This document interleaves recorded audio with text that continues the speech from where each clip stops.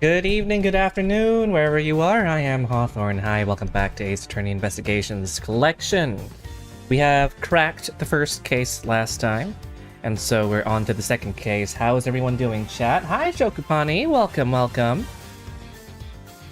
It's okay if you haven't watched the previous episode where we finished the first case. Things do eventually build up to something bigger, but not much has been lost other than us capturing and apprehending the criminal, I suppose.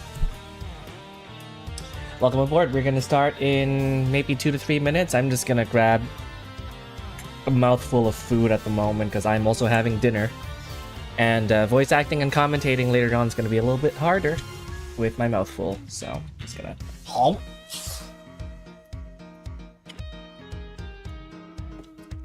Silky Cats, welcome!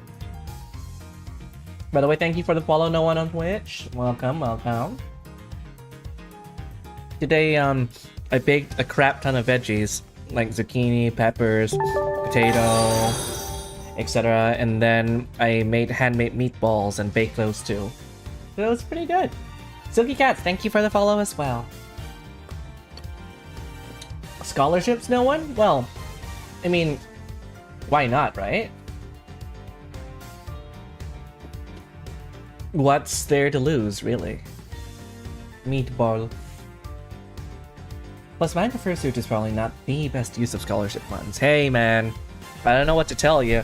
When I was doing my associates in English, I got a pretty big scholarship and I used it to upgrade my PC. So, you know, money well spent. Thank you for the gift! Shokubani! Oh, you didn't have to. Oh, you didn't. You shouldn't have. Oh. Oh my goodness. What is even happening? Bits!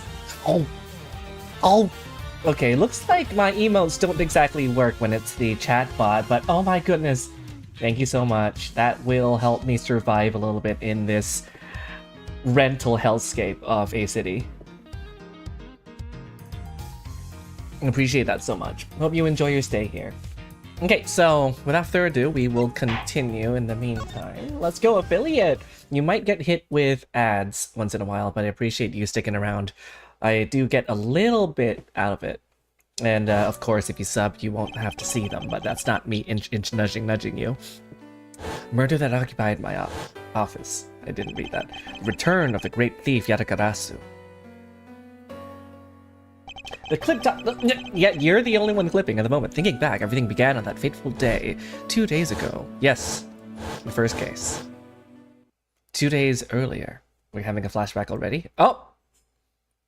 This is not what I... This wasn't the last case, by the way. What? What happened? I am dead. We are now a ghost. Trying to piece together what killed me, who, and with what weapon. It's too hard. Currently experiencing some slight turbulence. You're asking all passengers to please return to their seats and fasten their seatbelts. You are unhired designated clipper, Yukis. Thank you for your service. Wait, so someone fucking whacked me with a wine bottle on the plane 2 days ago. Is that blood or is that wine? Oh, Jesus! Oh, it's my birthday! Oh, I doxed myself. No, it's not. It's a very ordinary day. Nothing happened on that day. Nothing in particular.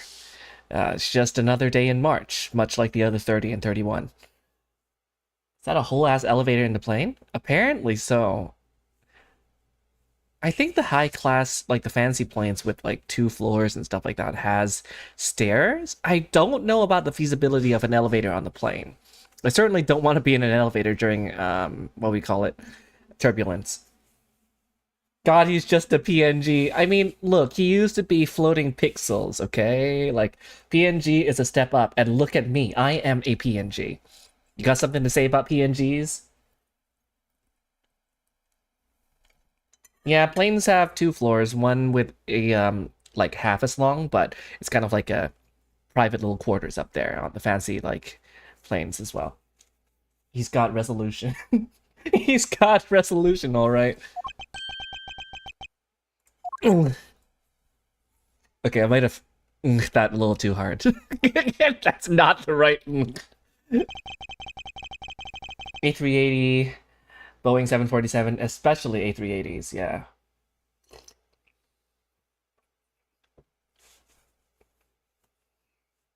The goon killed me. Wrong account for that VA.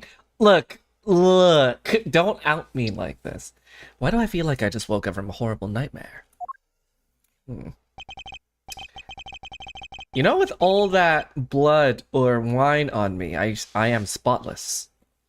Unless it completely merged with my clothes and became one. Fox Music, welcome! Just really short-coded. He does look very short in this. It doesn't help. Ladies and gentlemen, we are currently experiencing some slight turbulence. For safety, we ask that you return to your seats and fasten your seat belt. I suppose turbulence is to be expected on a flight.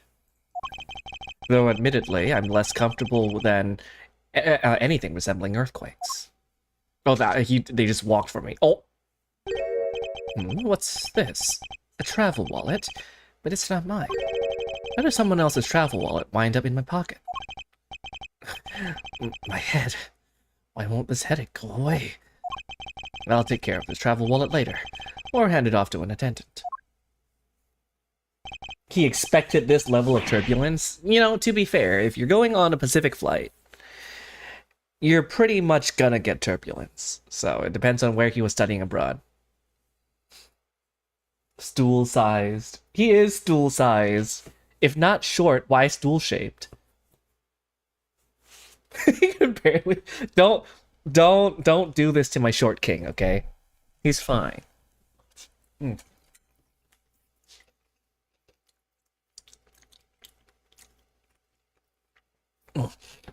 From earthquake-like turbulence to an elevator. Munch. You got mukbang ASMR as well. What am I doing hesitating like this? Actually, I know full well why I hesitate. It was when I was still but a young child. Ah, yes. Exposition segue. Flashback. Oh, it's from the first trilogy. I was caught up in a murder that happened in an elevator. That is true. But how long am I going to let my past haunt me? It's just an elevator. I'm a grown man now. I need to behave like one. Oh! What in the world happened? Oh, is this where I get bonked? Is there something wrong, sir? I must ask that you please return to your seat. He's dead! Please calm down. We mustn't jump to conclusions without all the facts. What's wrong? Did something happen? You murderer! What? No! You have it all wrong. It wasn't me. Oh, come on. Come on. Am I just gonna get framed for this? She's got bits on her uniform? Bits of what? Blood? Peter, I hardly know her.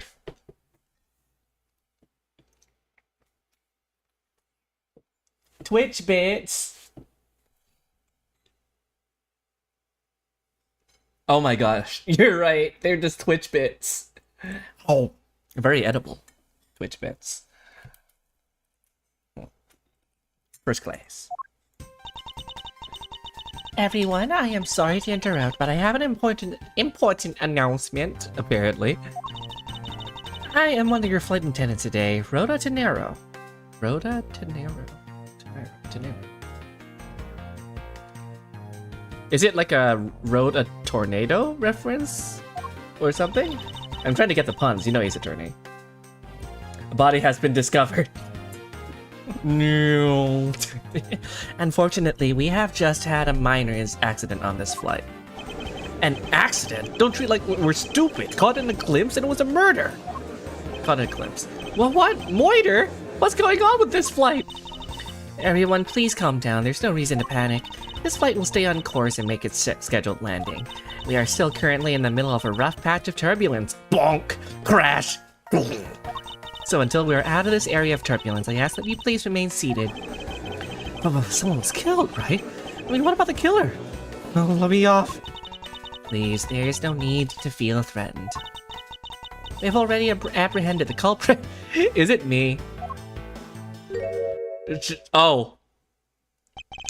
I am in bondage. Help.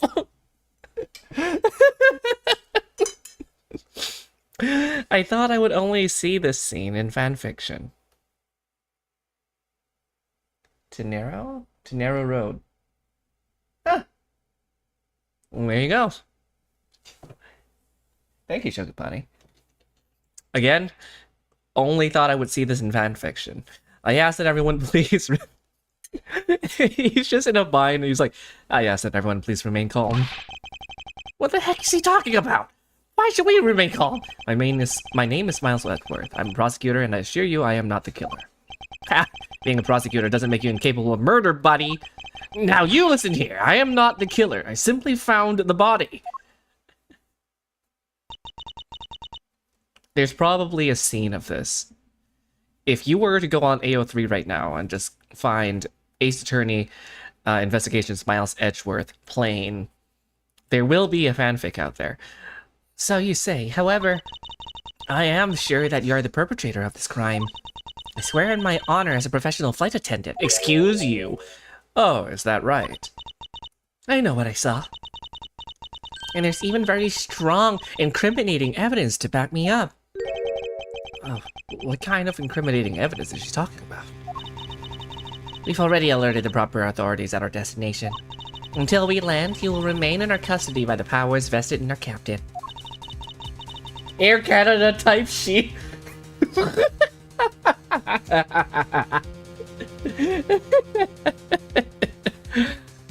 Oh, even the business class ain't immune to this, I guess. I'm very sorry, but please understand our situation. It's absolutely valid, Air Canada. This is why we go WestJet. Situation? I'm more concerned with mine and the direction it's going in. I'm not going to just sit idly by while I get accused of murder. Miss Tenero, is it? I was wondering if you might give me a chance.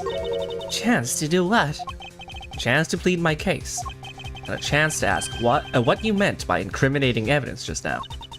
To accuse a passenger of such a grave crime without allowing him to give a proper defense.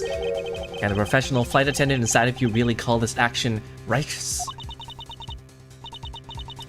I also love the giant book just titled Law, no one on which. Oh yeah, it's just a law book, you know. It contains the law. Where? From what? Don't know. Just law. Dude, there's a Reuters picture of flight attendants picketing at YBR, and there's one of their signs. Its wages so low, it's giving to Lulu.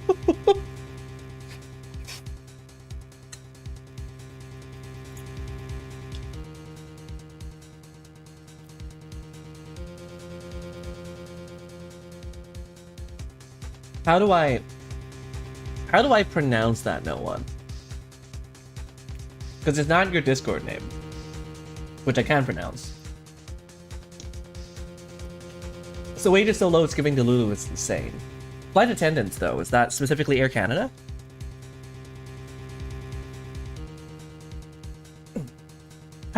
One. Air Canada. Oh, Christ. They're not even a budget airline. You have a point. Very well, I'll listen to what you have to say. But be wary of what you reveal. I'm afraid you'll only look even more suspicious if your explanation fails to satisfy. I also do not have the time to deal with you all day, so please make it quick. Wow, Air Canada type she for real. Of course, if you wish. Good. Good boy. Very well then. Let's get started, pup. Okay, we're not going there. We're not going there. But ayo, those heels? I know for a fact that I didn't kill that man in the elevator. What I don't know is what sort of evidence she has up her sleeve. But I'm certain it doesn't fit with how the crime really occurred. Also, Big Eater Queen, welcome. I didn't get a chance to welcome you to the stream, but I'm glad to see you here. Ace Attorney is freaking wonderful. Oh, we immediately get a testimony. Awesome. Okay. I swear to tell the truth as a professional flight attendant. Okay. I mean, sure. It's not much to press there. There's 15,000 fixed on AO3 with... Yeah, no. That I'm not surprised. But I meant, specifically if we hone into Ace Attorney investigations on the plane, and Edgeworth has the bondage tag, there's certainly one of them that's gotta be it, right? Among 15,000. It's about ground pay. They don't get paid until the airplane doors closed. Oh my goodness, really? All the setup and prep before then? Wow. That's fucked.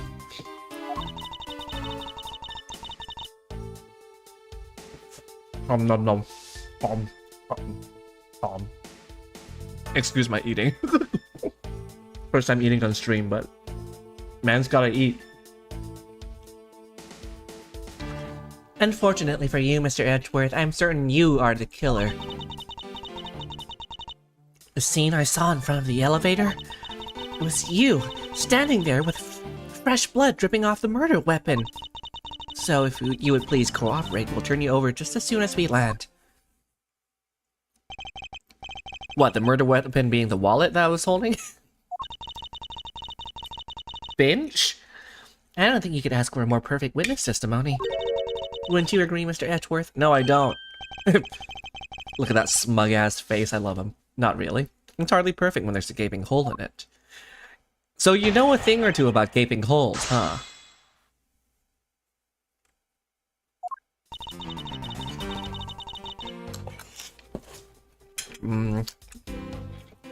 Hold it! What do you mean, huh? No one.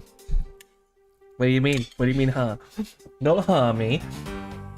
Tell me, what exactly puts the pro and professional flight attendant for you? Well, it means we are very professional about how we take care of our passengers. Services like fetching papers and responding to calls are done with speed and accuracy. I can assure you that I give testimonies with the same level of professionalism. You have deer bits? Oh yeah, so it's kind of like a point system just from watching the stream as a Twitch thing. We just name it differently. And you can spend them to highlight messages, or even if you have enough of them, ask me a personal question that I must answer truthfully, but I do have the right to veto it. But with the deer bits, you can save them up for unique messages and power-ups, and even unlock emotes without being a sub. Just a way to think, yeah. But I'm sure you have already realized that by now, right? Right, Edgeworth Mile High Club. Probably not it, but love it anyway. It's a bit hard to appreciate your professionalism when I'm the one under suspicion. And there you have it. My professional testimony is accurate and reliable. Fuck off. Unfortunately for you, Mr. Edgeworth, I'm certain you are the killer. I'm not gonna press that one yet. Okay, what is this? What murder weapon? The murder weapon dripping with blood. Really now? I swear, that was the grisly scene I saw before me. Thank goodness it wasn't the passenger who saw, or there'd be a widespread panic by now. Oh, what? Okay, we gotta fill in that gap then. No one's written about this scene. That's insane. That's actually insane. The possibilities are endless. As I recall, you were quite panicked yourself at the time. Excuse me? You were scared enough to misread the situation and accuse me of murder. Nonsense! Professional flight attendants cannot afford to be that flustered. I witnessed the murder scene, and I'm now listening to your defense, all with a smile. Apparently, you also lie with a smile on your face. Okay, well, can I present anything yet?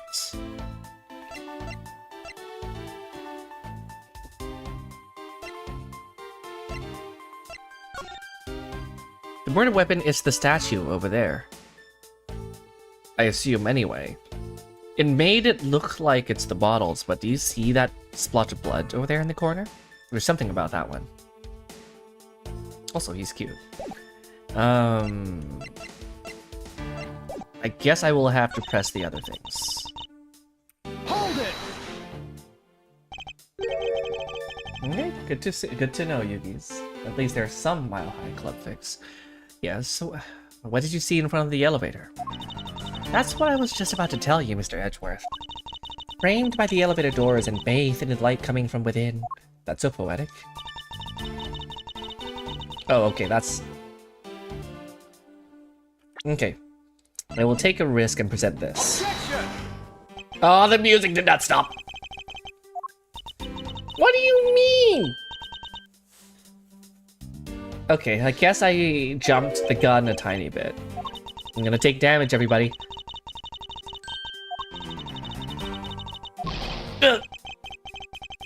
Go! Okay, look. I know what I want to point out, you know? Like, I know what's going on. You don't have to penalize me like that. Okay. I'm not the culprit, and yet you would keep these restraints on me. Mr. Edgeworth, please try to understand what kind of situation you're in right now. And what exactly is my situation? I have the backing of the captain to keep you bound in this way.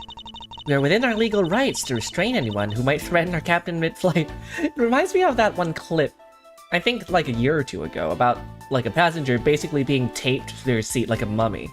Does anyone remember that? I think it was just a misbehaving, like, yeah, like a misbehaving person who had to just be restrained and silenced, and so they just taped him from top to bottom into the seat. It's fucking amazing. I don't remember the context, but it has to be something like that. Yeah, there are several instances of that, yeah. I'm thinking of one of them, I'm sure. In essence, you're in the same situation as someone who has been arrested by the police. So I am to stay restrained until I can clear up all of her doubts. At least I'm close. The mistake shines like silver lining on a dark rain cloud. I'm going to capture some of that light with evidence.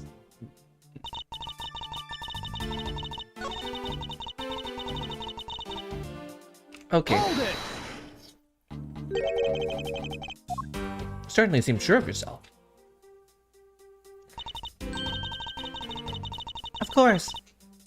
A professional flight attendant can't afford to make mistakes, after all.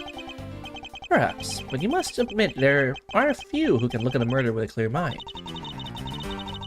We attendants all go through extensive training and are always calm and collected. We've had lots of practice with Karens. We'll even calmly serve you coffee if you so wish, as the plane makes a splashdown. Well, I could use one right now. I failed to see how that would be the calm and rational thing to do in an emergency.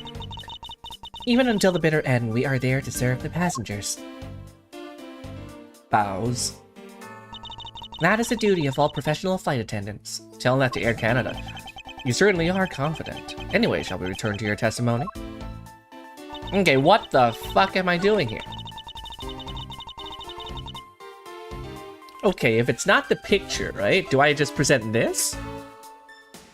I guess, because this was me jumping a couple of steps saying, yeah, no, that's the murder weapon, not this. She must have seen this. I'll just, yep, that's the one, of course. Thank you, game. Ace Attorney experience. Mr. Nero. Well, what is it yelling all of a sudden? Force of habit. Well, it doesn't matter. Mr. Nero, you say you saw the murder weapon dripping with blood. Is that correct? Yes, all that blood. Drip, drip, drip. Just recalling that scene sends a chill down my spine. Sorry, but your so-called professional flight attendant training has failed you. What? I'd like to direct your attention to this. You know what this is. It's a travel wallet, right? But it looks like a little big and bulky. The thing you saw me holding when I discovered the dead body in the elevator was this very travel wallet, Miss Tenero. What? Impossible! Now then, do you still think I'm the killer? That I killed him with a travel wallet? But I saw blood dripping from the wallet. I know I did. As you can see, this wallet is clearly stained. But if you would be so kind as to take a whiff, I think you'd agree it's only grape juice. They had to censor that. It was wine. It has to have been wine. Then... That's right. You mistook grape juice for blood. The murder weapon dripping with blood does not, in fact, exist. No! There. That should clear up that pesky accusation. Oh! Wait, just a sec. That is... I mean, even a wallet could be deadly if it was wrapped around something heavy. I demand that you show me what's inside. Please. She's trembling. The tacked on please at the end. Sounds like I've got her. Bow, bow, bow, bow. I feel really down. There's no need to look inside. Even you can tell from its appearance that's slight. Hello, 96M. Is that how I should be calling you? Hi, Taito. No, I can't be sure of anything until I see the contents of that wallet for myself. She's a persistent one. I suppose we have no choice but to see what's inside. Mr. Nero, if you would be so kind as to open the wallet and check its contents for me. Alright. I usually don't pry into passengers' belongings, but we have no choice here.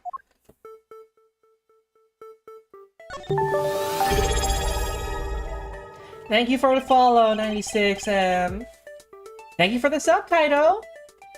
Really appreciate it.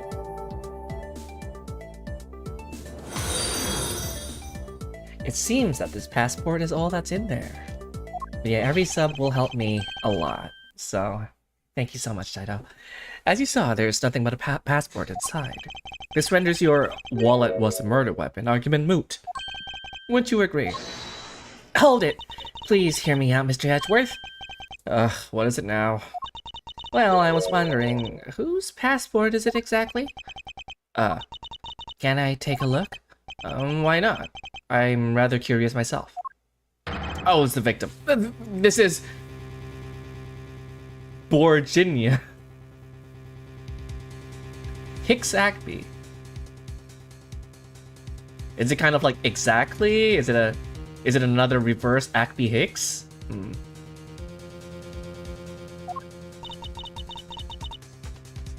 Just as I thought. This travel wallet belonged to Mr. Acme Hicks. Acme Hicks. Acme Hicks. Ace Attorney puns I'm still trying to figure out. Are they heavy on puns in this game? I know for everything else they are. Which makes it the victim's property. Uh-oh. I am, in fact, cooked. You stole the victim's wallet, didn't you? How dare you? You said it yourself. You claimed to be holding this wallet in your hands when I found you.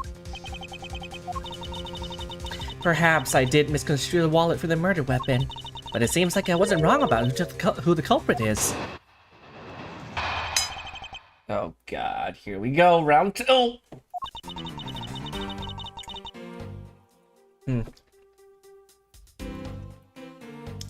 I need to eat my meatball.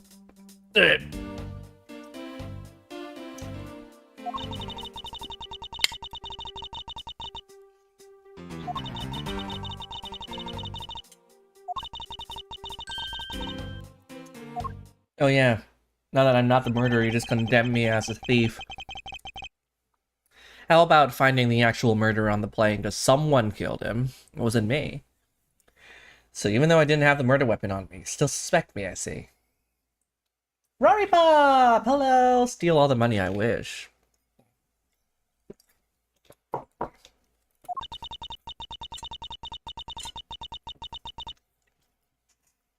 You stood up at the crime scene with the victim's wallet in your hands.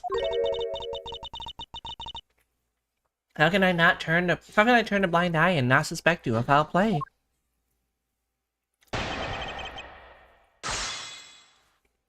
Oh, someone's saying that they can't chat in the live stream. 1 second.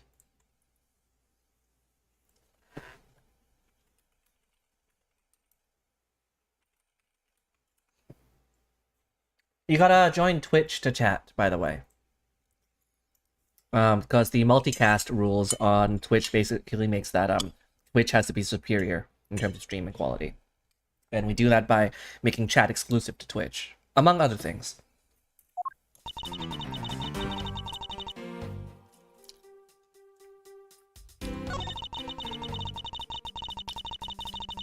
Hold it! Hawthorne Bridge. Take him off Hawthorne Bridge. You think I stole it? Yes, I'm very sorry to say it, and we wouldn't usually be so rude, but it must be said. I never thought I'd see the day, but here I am calling a passenger a thief! You were about to call a passenger a murderer. Had you prepared yourself for that? Maybe I should put on a serious face and say it more directly. Fuck you. I believe you removed the wallet from the victim's personage. It really doesn't matter how you phrase it. What I'd like to know is why you think I stole Mr. Hicks's wallet. Hold it! I don't think I have any sort of motive to speak of. I've never met Hicks before, and I'm loaded. And the only connection is this one flight.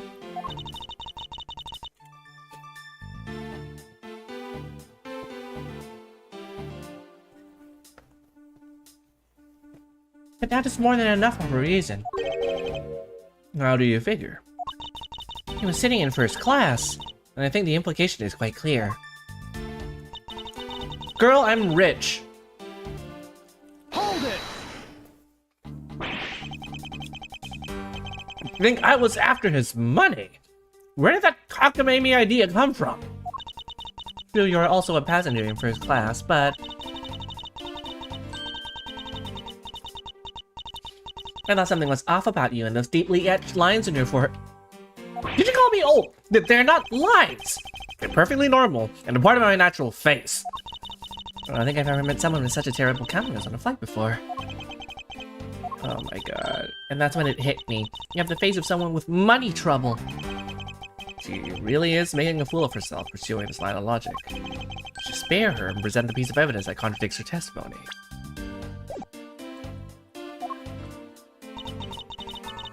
Okay, it's probably the last statement there.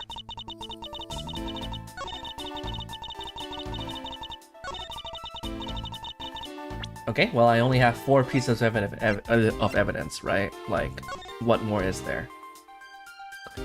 I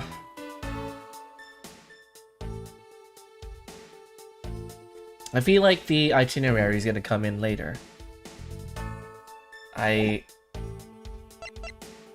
This is where I present my badge. Actually, hang on. His money's all over the floor. There's no money in there. But let's open the passport anyway. What? I can't open the passport? I mean, I noticed the blood, but no money, the lack of money. There's no money whatsoever inside this travel wallet. Yeah. Yeah. What money? What money? I will present tea again. Objection! There's no money! License to love.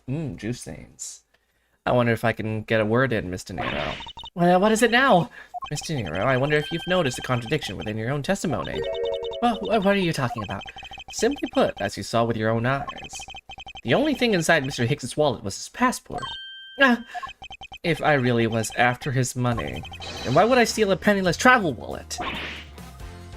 He doesn't even have a credit card? That's wild. Or actually, is it on the floor? Yeah, it is. Okay. I was like, what kind of person in first class doesn't have a card? But that's right, you, Mr. Edgeworth. You didn't know it was empty when you stole it. You would like to think that, but that's not possible. See all the shit on the floor. There's no way the killer didn't know that the wallet was empty to begin with. Oh, and what makes you so sure? I'm going to show her that the killer knew the wallet to be empty from the get-go. Take that! If you would recall the crime scene, I admit that the wallet was probably not empty at the time of the murder. It's pretty evident by the bills and cards strewn across the inside of the elevator. Oh no! I think you come to realize a problem with your logic. I would surmise that the victim's wallet fell out during their struggle, and that's when its contents emptied onto the floor of the elevator. I doubt the killer could have missed such an occurrence. But then you're saying... Yes, according to your supposition, if I were the killer, I would have been going after a wallet I knew to be empty. And since I clearly was not attempting to gather the scattered money, it renders your argument of theft completely invalid. I forgive me, please. That's a very long please. Hey, what the heck? Are you saying the attendant's wrong? That guy isn't a killer. Ah, don't believe it, everyone. It's a trick. We all be quiet. Mr. Nero. Yes, you've lost your cool when you saw the dead body. Plus, the lounge was dark, and looking into the light from the elevator, it's easy to see how you mistook the wallet in my hand for the murder weapon. I take no offense that you thought that I was the killer. Mr. Ashworth. Thank you for releasing me. Oh, huh?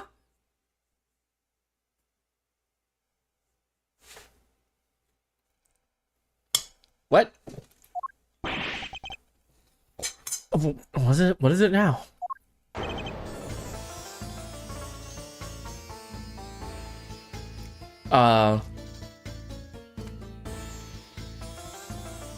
Yeah. Should have taken the stairs.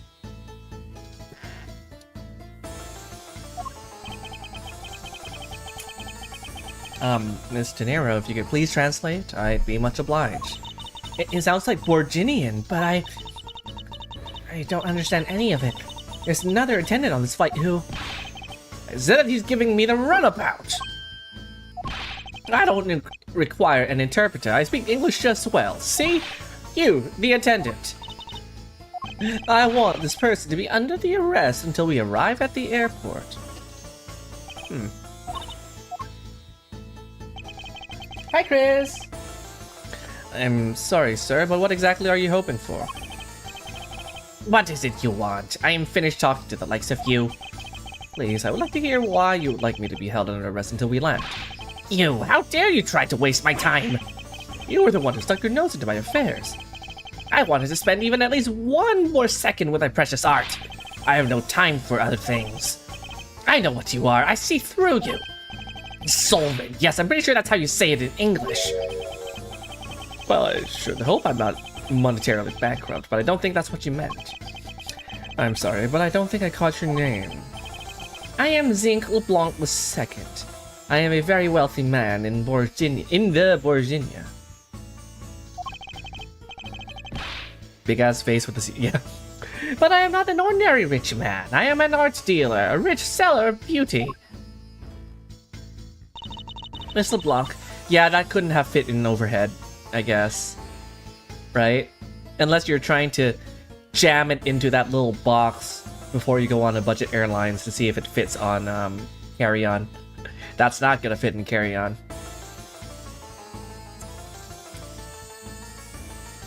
What did you mean just now? Pardon? When you said that Mr. Edgeworth was giving the runabout. I have to explain. Unbelievable. I will say it once and only once. I do not have even a second to waste. Time is money, as they say. Yes, and yet you continue to blather on. And you're also in first class. I saw it, yes I did. I saw the victim go onto the elevator. Going down to the lounge. It was exactly at 6 o'clock. And what's the significance of that time? At 6, he says. Wait, you saw it at 6? What happened at 6?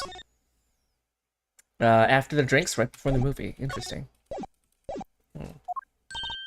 Ah, what's the matter, Mr. Edgeworth? He understands, I see. Miss Attendant, what time did you discover the body? Well, it was a little after that patch of turbulence. I would say around 6:15. Ah, Hicks was his name, was it? Then I say that man Hicks was killed in the 15-minute time span. And the only person in the lounge at the time was this prosecutor, yes? Oh boy. Yeah, I was in my seat the whole time. That's not how that person sounds like, but okay. Me too. I was watching the movie and enjoying a fine glass of grape juice. I was still eating and still haven't finished, say. The other passengers have an alibi, so you have no problem with them, I suppose. No complaint. No compliant, I see. Not a single word against this, right? I have no way of discounting what you have put forth at this point, but it wasn't me. Oh, so you say. But do you have, what you say, the evidence? Mr. Edgeworth, are you really the culprit after all? Mr. LeBlanc, I suppose you are quite certain in what you saw, enough to give testimony? Look, I know his name is LeBlanc. It's a little too late to swap to a random fake French accent, okay? Of course, I was looking at that man the whole time. Was playing with that annoying little, small machine the whole time. Machine? Yes, that's what you people call it in English, yes. It's making me crazy with the click, click, click. From that description, it sounds like some sort of small computer. I believe what Mr. LeBlanc is talking about is a cell phone. That's not Tenero's voice. I have to say that I did see him playing with it quite a bit myself. A simple cell phone, laptop or organizer I can see, but that's kind of low budget. I hate that noisy little machine in his hand. And a fragment of beauty. All it produces is ugly sounds. Anyway, I know what I saw. Mr. Nero, I was wondering if I might be granted permission to examine the crime scene. What? You want to examine the crime scene? If you would grant me a little measure of time, I'm sure I could produce the real culprit. Oh, I don't like the sound of that. Fox in the duck pen. I know fox in the stable, but I don't think that's the same thing. Yes, I think that's how you say it in English. It's fox guarding the hen house, and I believe my innocence was proven earlier. If I'm given the chance, I can clear up all the remaining doubts. Mr. Nero, if you wait until we arrive, there is a good chance that some evidence will have been destroyed by then. I understand. Let me see what the captain has to say. This should not be approved. Please, Mr. LeBlanc, in an emergency, all decisions are to be made by the captain alone. Now, please wait here while I go ask the captain what to do. I'll be right back. You're not planning to erase evidence when you are doing your investigation, yes? Oh, of course not. We will see.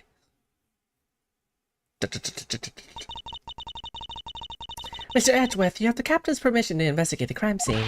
What? Unbelievable! I mean your debt, Mr. Nero. However, there is one condition. I am to supervise you. Can you agree to that?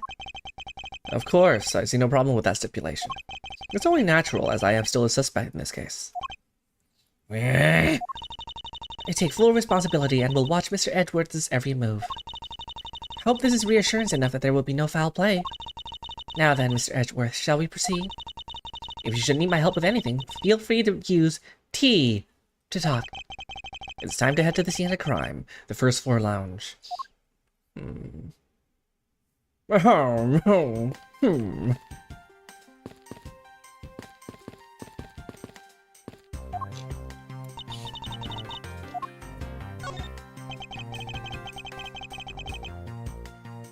Okay.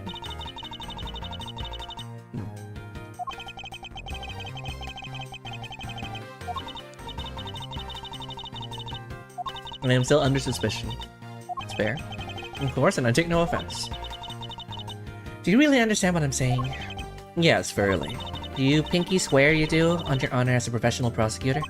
I pinky swear I do on my honor as a professional prosecutor. Well, I guess that settles that. I feel like my honor as a man slowly diminishing.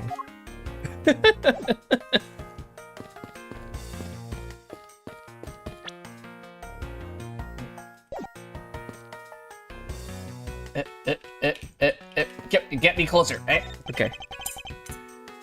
This was Mr. Higgs' seat. I don't see the machine Mr. LeBlanc was talking about. Perhaps it's in the elevator. Maybe we should probably head down to the crime scene now.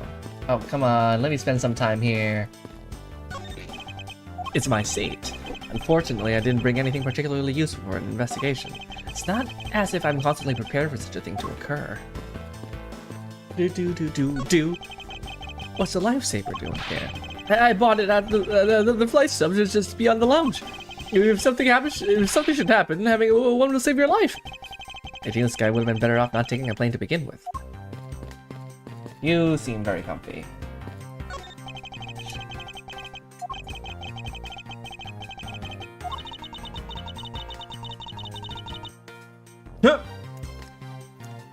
So some did break.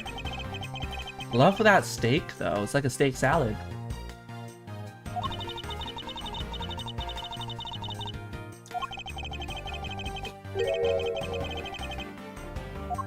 Overhydration. I think for the purpose of censoring, he had to change that too, like from drunk to like just overhydration, which is really funny.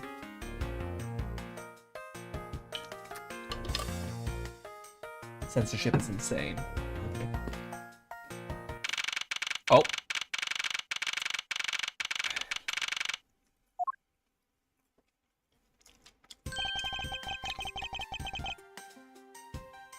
Localization has always been wild in Ace Attorney.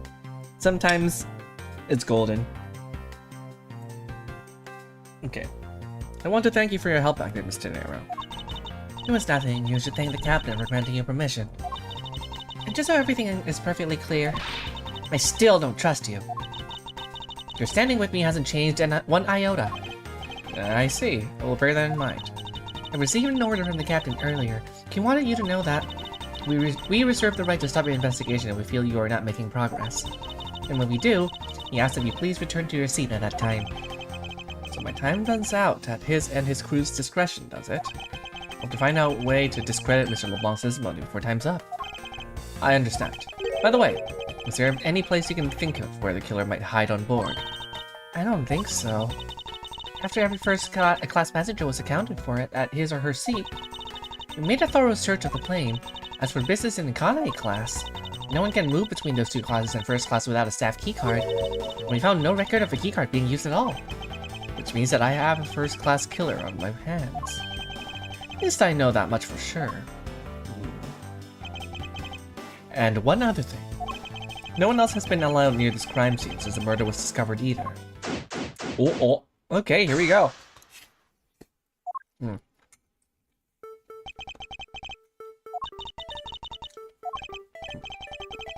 LeBlanc statements. The crime occurred between 6 and 6:15. During that interval, the only person in the lounge was myself, which would make me the prime suspect. However, since I did not kill Mr. Higgs, it means that the killer was around somewhere. That's a thread that I could connect with something else. If we are to believe what you say is true, then yes. First order of business would be to gather information to win your trust. Okay. We only have this little piece here with our logic, so we need more pieces to combine together and have, I guess, reasonable theories, I suppose. I don't know how to... We were connecting things in our mind. Funny how the brain works. Here lies Ugo Hughes.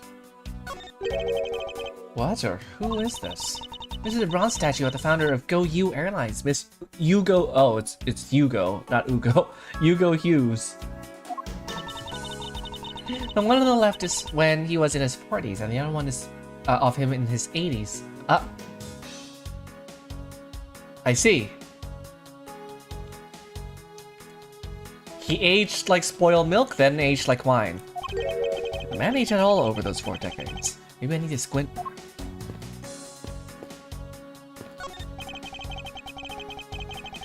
These counter windows offer a glimpse of the sky, but these clouds, they tell me nothing. Mr. Edgeworth, you look like you're talking to the clouds. Is that so? Then tell me, what do you suppose I said to them? I don't know, but it looked like a rather one-sided conversation. The clouds, they tell me nothing. The dialogue in this game is fucking whack, I love it. There are a few copies of Sky Magazine and Magazine Rec. This month's special is an English trivia quiz. That's not a bad idea. I've heard that the youth today don't know a particle from a particle. Now, please don't go around confusing people with made-up words, Mr. Edgeworth. Who's ever heard of a silly word such as participle? Oh, was it a participle? Oh, particle from a participle. Makes sense. Case in point. These bottles and glasses must have been broken by the turbulence. There's quite a bit of broken glass here. Please be careful when passing through the area. Thank you very much for the warning, Mr. Edgeworth. However, no matter how kind you are towards me, know that it does not clear up any suspicions I have about you. I wasn't warning you for the sake of clearing my name. Which door leads to the flight attendant's room? Please understand that it's off limits to unauthorized personnel. Room's giving off the scent of women's perfume. One would think that the perfume would smell great, however, it simply smells. I prefer musk myself. Not that I have any interest in what lies behind this door. Perhaps we should return to the investigation, Mr. Edgeworth? No, I just gotta catch a whiff of it first. Sniff, sniff, sniff, sniff. Mr. Edgeworth? Sorry, I was busy sniffing your room. I spaced out for a second there.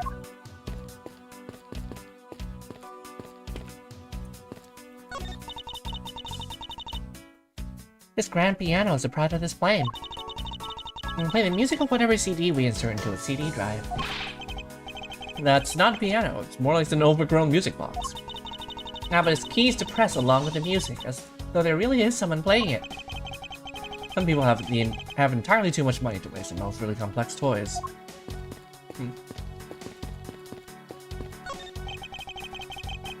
Glasses and candles thrown into disarray by the turbulence. It's been a while since I've seen this big of a mess. Terribly embarrassing, but I thought it was an earthquake for a second. And I frantically started searching for gas valves to shut off. I guess the shaking of the plane was bad enough to be mistaken for a real earthquake. Not that I would know, since I was unconscious for most of it. Yeah, you're kind of traumatized by earthquakes and elevators. Is that why you blacked out? You know, honestly, probably, right? Because there's no blood on him. There's like no blood on him whatsoever. And there was a slight mention of his trauma in the past from the previous games. And so I think he might have passed out from the turbulence that felt like an earthquake. And someone pinned it on him.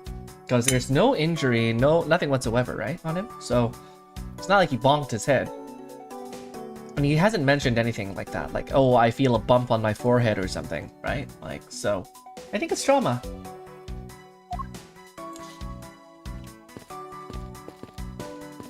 Okay, I'm actually gonna finish my food for the next 2 minutes. So forgive me for not actually pronouncing and reading everything on screen, but this bowl has been here for an hour.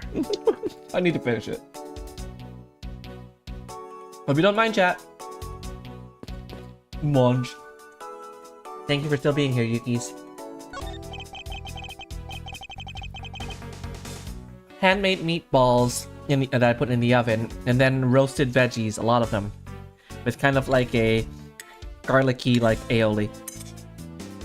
Which I know aioli contains the word garlic in it. Aioli means garlic, but you know what I mean. Anyway, time to munch.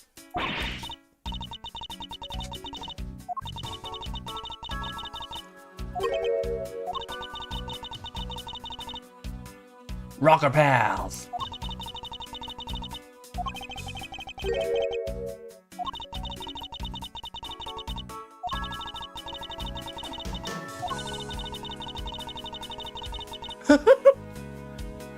So they were just called the Rockers? Aioli is the best.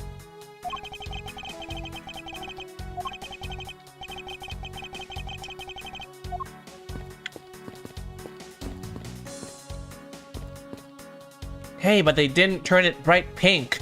They turned it a little purple.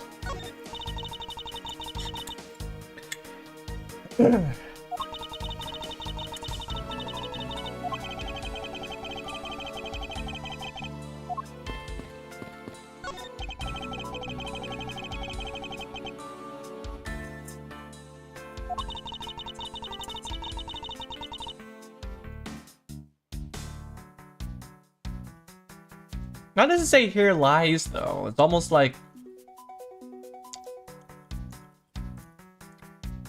What, did he get cremated here? And why are they pointing and gesturing to the elevator? And where does the elevator go? Right? So many unanswered questions.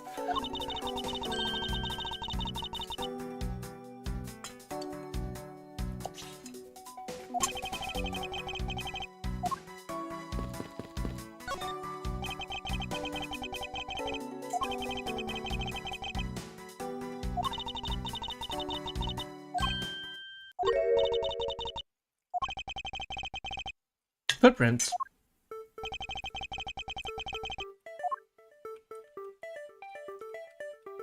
What, can I not? Okay, I guess there's no yellow, Take but that! that's fine.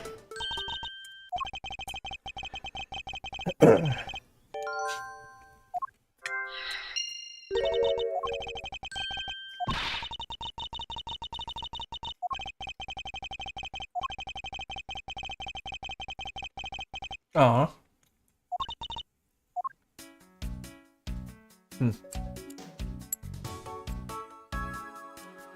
It's not that bad. It's just a game's way of saying, yeah, we're not making this too easy.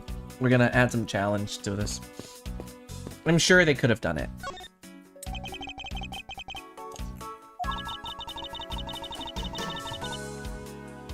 Elevator to the cargo hold is wild, actually. No plane has that, right?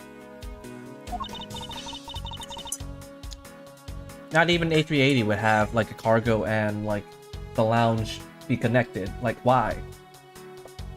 Cargo is just for cargo. You don't need to.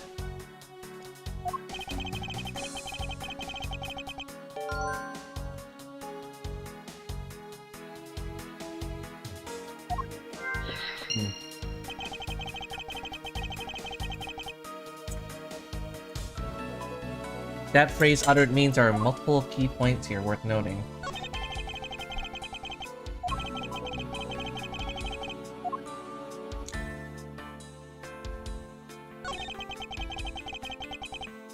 You're right. There's no juice.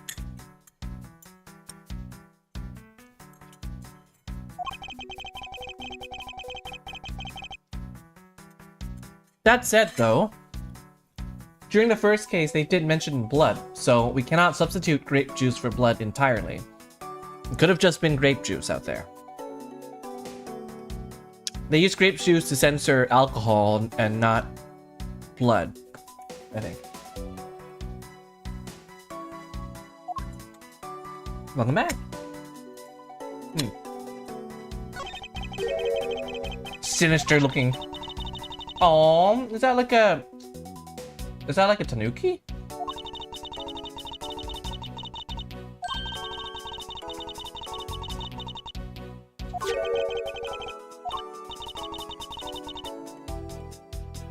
Oh, like a legit shop, not like a catalog being in order.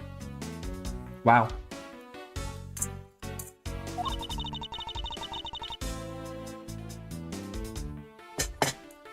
Shutter the store is closed at the moment.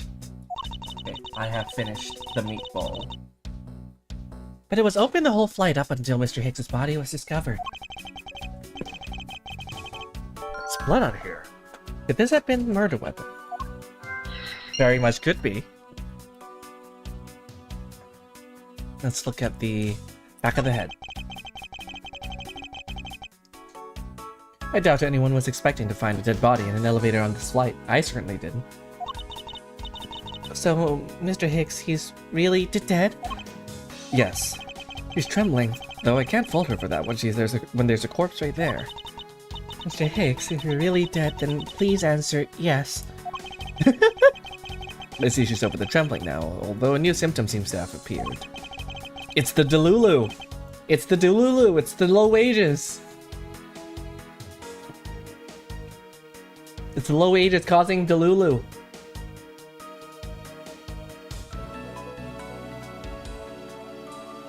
Anyway, I should focus on the victim's body. Let's see.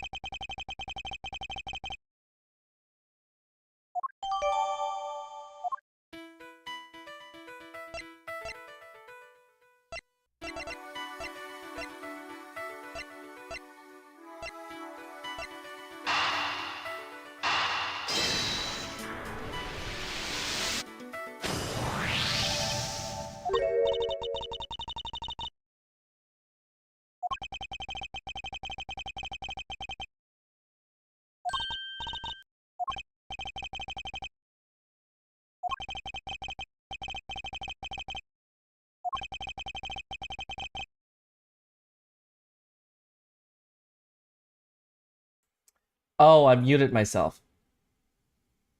By mistake. Oops. Oops. I was like, Orzo! Are you having it right now, Taito? It is very nice. Treads look like they walked out. Yeah. Like, they definitely murdered the person, then left. Unless you walked backwards into the elevator. These footsteps here confess to me this very... that someone exited the elevator alive. Tacos! Seeing how the victim is dead, that would mean a second person. But couldn't the footprint be from Mr. Hicks's himself? But if you take a look at the victim's shoes, you can see the soles are spotless. Which means Mr. Hicks wasn't alone in the elevator. In fact, it's quite the opposite. There was actually one other person inside the elevator. So it looks like someone must have murdered this guy on the second floor, came to this floor, exited that way, because... yeah. Interesting. The turbulence happened, and then the person walked over the grape juice and left a footprint. But what is the other line down there? You see that? You see, like, a double trail of something? Like, what is that? There's footprints, and then there's something else alongside it. Karaage chicken, my favorite! I think the wine was just spilled during turbulence, but it is a very interesting situation, because why is it there? Right? Like, it's not at the bar, it's not here, it's not at the piano. Someone was sitting here when it spilled, I think. But there?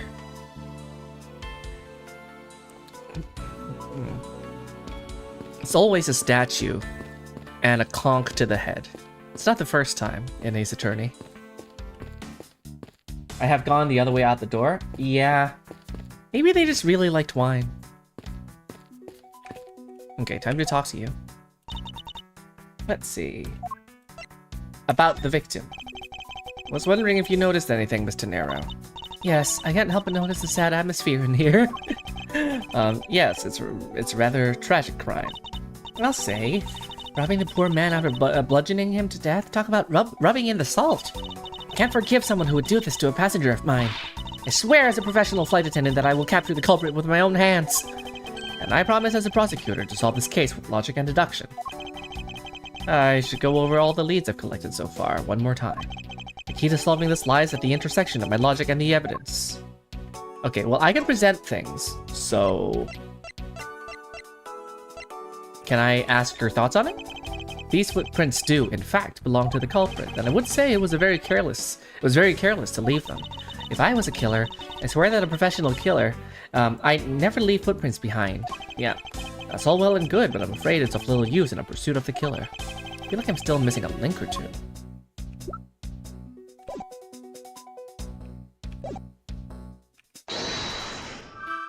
It's a single thing here, so I can't connect it with anything else. Oh, there's something else.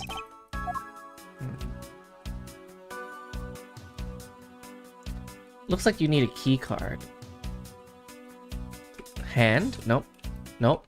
Nope. It's the scan their body. Oh! Or Bacchus if Roman, yep. There's something sticking out of his pocket. I hope you won't mind if I take a look at what's inside. Ah, it's a picture. Looks like it was taken inside a building somewhere. That is a cell phone. Let me take a look. It's like a museum. And he does have a cell phone.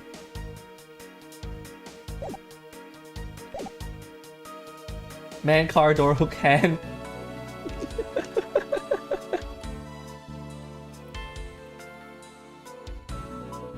Oh my gosh. I remember that post.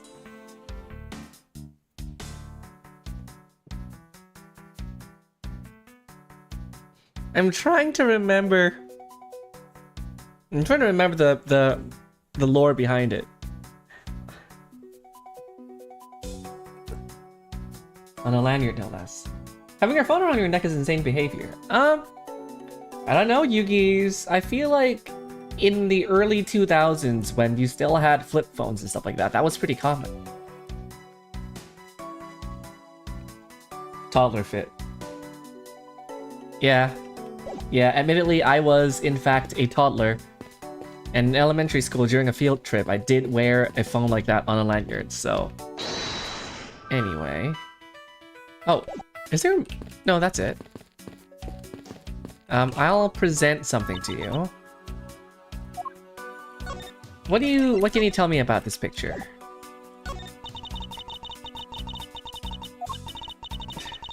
What? Okay, that does nothing. Okay. Does this do anything? Nope. Okay, what do you want? What do you want? Okay, what else is here?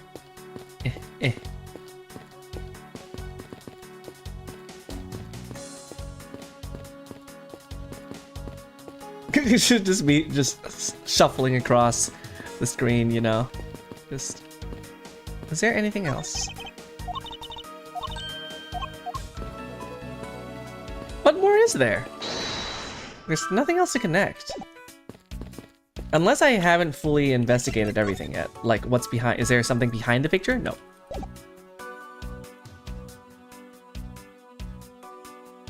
It's weird.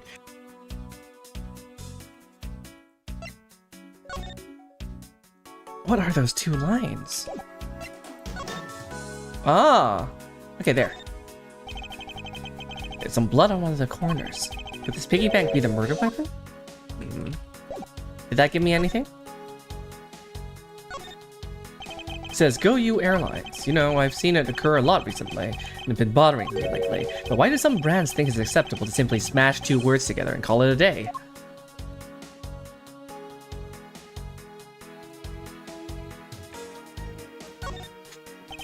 I suppose this is where you insert your coins. I have to say, for a piggy bank, it's made rather well. So well, in fact, that I'm not sure there's a way to take your money out. It's one of those where you smash. I've been told that there's a type of piggy bank that is meant to be broken with a hammer, which is so wasteful. My badge!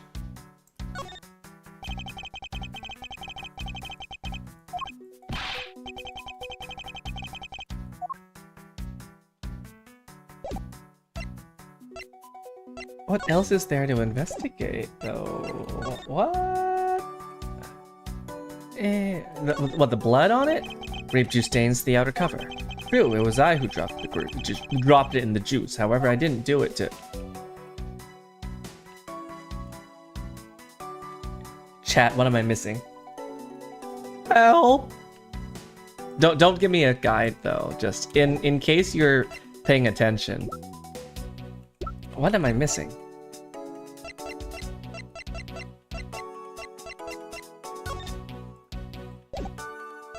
Is it the blood? Like, is it now a thought you can connect or no? It didn't pop up, so I'm worried. No.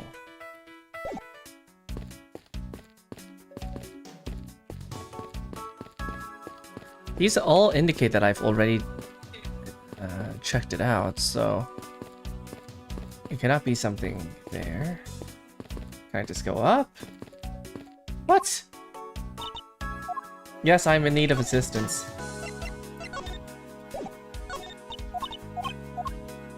My badge.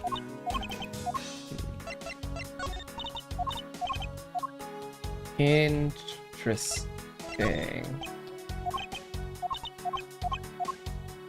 I feel like I'm missing a link.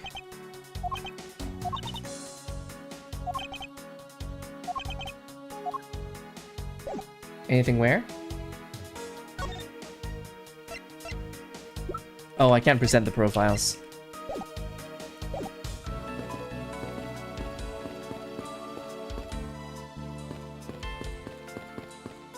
Must be just missing like one particular spot or something.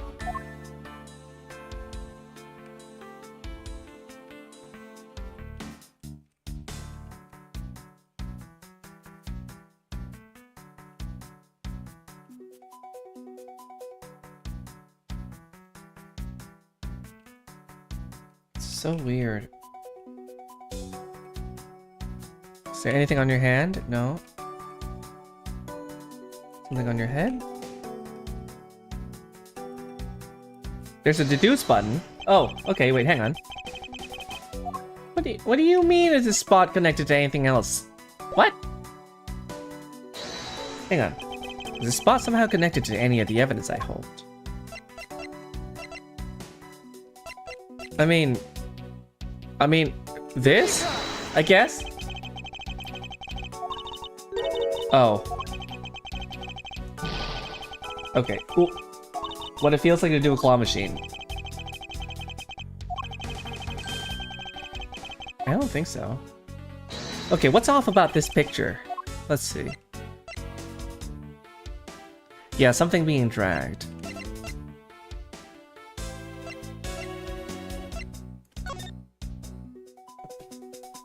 No, I think I just gotta present something here, because this is the opportunity to do it.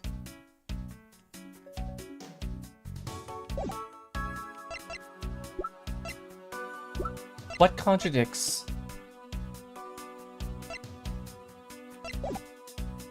Because this is the only place where I can do something. I feel like this is something I gotta do. Okay, what do you want? Is this spot somehow connected to any... The only thing I can think of is this, because I presented this and did nothing. I know, I'm gonna try it. Eureka! Ah.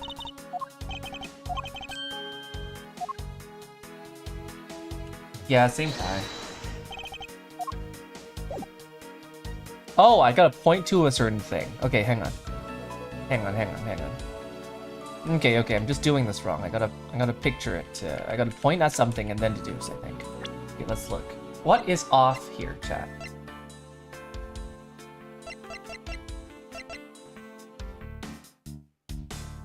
The phone. The phone is missing. Is that what you need? Eureka! Yeah, okay, there we go. It's so specific. We know that he doesn't have a phone anymore. I thought this is just given knowledge. We don't see it. I thought we established that he doesn't have a phone. Why do I need to point this out myself? His machine. His cell phone, Mr. Nero. So I guess because it's not here, yes, I think we can safely deduce that the killer took it. Wahoo! Jeez, that took a while. I'm dumb. What's going on over there? Oh, here we go. Oh? What are they holding? Unforgivable! This is unforgivable! You understand what I'm saying? The movie is late. It's the same level of bad as if the plane arrived late. But the movie... What? Well, I will not talk to you anymore. You're just wasting my time. What's the matter, Mr. LeBlanc? If there's no emergency, please return to your seat. Do not tell me what to do. I need not to sit down. Well, Mr. Prosecutor, did you prove you are innocent yet? If you would like, I would prove my innocence to you right now. What? Nonsense! Are you saying my eyewitness testimony is mistaken? Not mistaken, merely that there is room for doubt. I'd be most honored if you could please tell me what you saw in detail once more. Fine, suit yourself. Wingdings man, wingdings man. Okay, I'm certain that I saw Mr. Hicks under that elevator. The needles on my pocket watch pointed to the 6 and the 12. So 6, yeah. Body was discovered 50 minutes after that in the lounge, yes? And you, the only person in the lounge at that time, must be the criminal. They seem to make logical sense. After all, the only person in the lounge at the supposed time of the murder was me. So, my eyewitness testimony? If you think you can destroy it, then come, let me see. Hurry! Do I look like a man who is having the time to wait for you? Why is he so irritated? I'm the one accused of murder here. Anyway, I must find a way to discredit Mr. LeBlanc's account somehow, and fast. He's sus. He's sus, chat.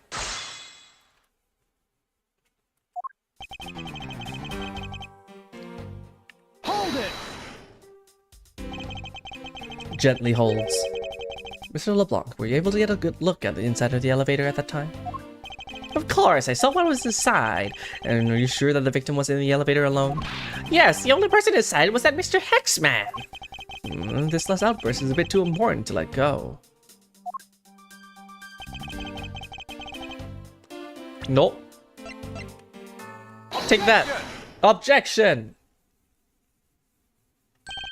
Mr. LeBlanc, what is it? There's a very clear contradiction in your testimony. Oh, what do you mean? Please take a look at the area in front of the elevator. There, at the spilled grape juice. Yes, and? Well, you admit you also spilled it with the blood. No, it spilled itself during the turbulence. But the interesting thing here is the set of grape juice footprints. The footprints? Yes, the one that led from within the elevator out to the lounge itself. It's evidence that proves that someone other than Mr. Hicks exited the elevator alive. Oh. It must have been another person in the elevator with Mr. Hicks. Now then, I'm done playing games. Why don't you tell us the truth? Oh. Can you please translate for us? No way, that's totally impossible. I guess is what he said. Look at look at that blank stare. No way, that's totally impossible. I know there's no other person in there, so I'm with my own eyes. If you know what I think, Mr. Edgeworth, I don't think Mr. LeBlanc is lying to us. I suppose she's right. It doesn't seem to be lying. Then what does it mean? What about this contradiction? Mr. LeBlanc, please, just once more, would you recall the details of what you witnessed for me?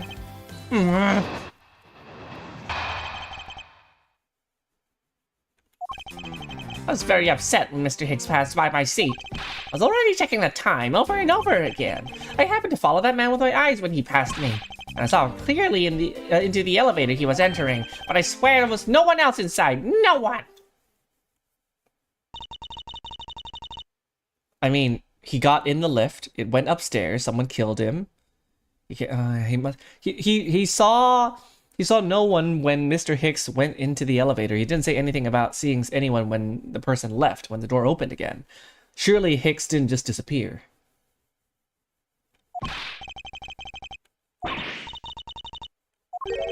Yet again, he doesn't appear to be lying. But I can't let this testimony stand as the truth. I was in there, actually. Yeah, I believe that. I believe that, no one. Did you drink the grape juice? Was it you who spilled it on the way out? Hold it!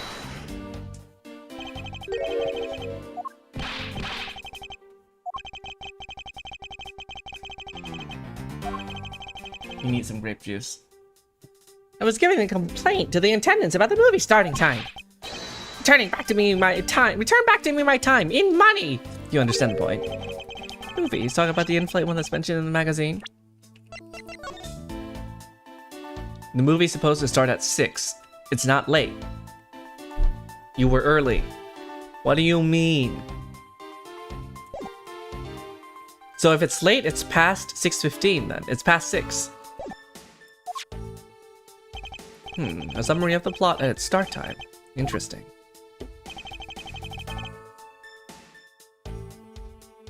That's a lot of grapes. Costco? This is a whole batch, bulk buy. They're supposed to show License to Live, Laugh, Maim, and Murder.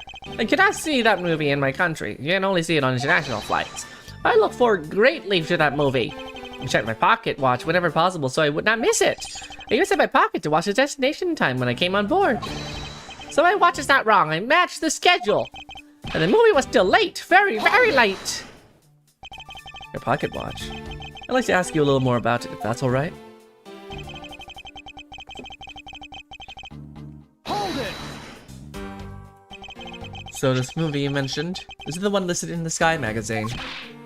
Yes, I was so looking forward to watching License to Love, Laugh, Maim, and Murder. Mr. Hero, was this movie shown on this flight? Yes, it was shown at the scheduled time. Isn't it possible you simply slept through it by accident? Nonsense, you doubt me? No, stop pointing at me like that. How did he miss a movie that he was clearly hoping to see?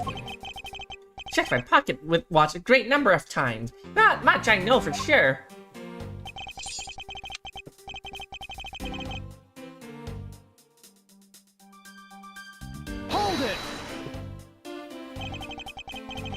Neighbor with a bunch of grapevines. You sure about what you just testified, Mr. LeBlanc? I'm a very busy man. I'm immediately busy when I land. Many places to go, and no time to waste adjusting my pocket watch. I see. That was a very valuable statement you just made.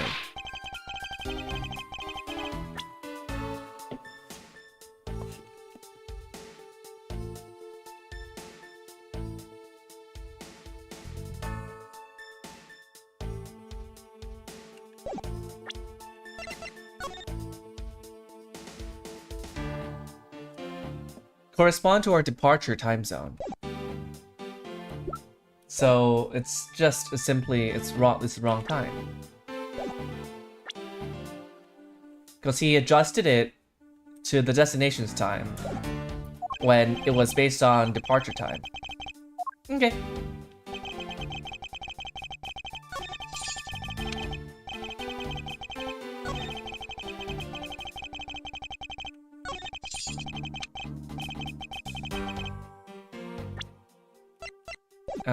I don't know if that's the right one to present it, though.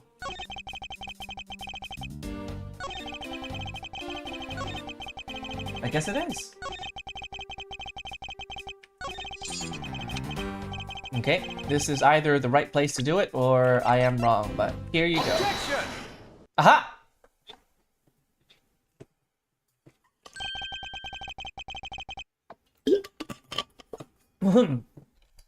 Mr. LeBlanc, you said this just now in your testimony. I even set my pocket watch to the destination time when I came on board. Now, if your watch has been set to our destination's time zone, it would mean that your watch is displaying the time of our destination. Yes, and? I would like you to take a look at this. Ta-da! You will leave the Sky magazine. Clocks on this flight run in accordance with the time of our departure time zone. Of course, the movie schedule was also created with that time. What time zone is this flight aligned to right now? Well, we made a short stop at a transfer point. That's right. It was in that small Asian country, the Republic of Zhengfa. But we didn't readjust our onboard clocks at that time. Right now we are still running on Borginian time. What? The time difference between Virginia and our destination is 9 hours. In that case, it's only natural that your watch would be out of sync with the schedule. That face! It's like it blasted with wind. I fucking love it. Further, with your analog watch set to our destination's time, it would appear to be running 3 hours fast when compared to the flight's onboard clocks. Meaning he saw the other person enter the lift like 3 hours earlier. And not 15 minutes before the murder, but 3 hours ahead. Also changes everything about your testimony. And you can bet 1,000,000 cents on that. In light of this information, it means you saw Mr. Hicks 3 hours prior at 3 a.m. I love that.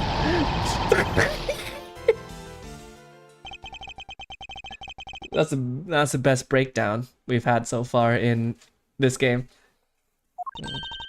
So this basically widens the time frame for the time of death, right?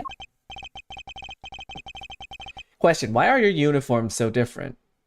Why is yours super short? And button up, please. Yes, because Mr. LeBlanc saw the victim enter the elevator at 3 a.m. She is breasting boobily at the moment. It means that the time of death could be anywhere from 3 to 6:15 a.m. The question now is, where was Mr. Hicks during that span of time, and what was he doing? Huh? Oh, it's such a cute theme. I've got something to say. And you are? Yeah, I'm Chamomile. Chamomile? I'm a flight attendant. And what is it you wish to say?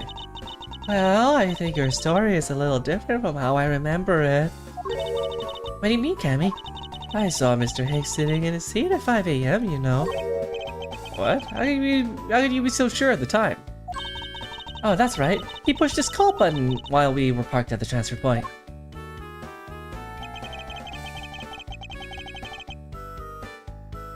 The stop we made for refueling and cargo transfer in Zhengfa, correct? She's not drunk. She's just had a lot of juice. Yes, it was from 4 to 5 a.m. according to our clock. And during that time, did any of the passengers leave, or did any new ones board this flight?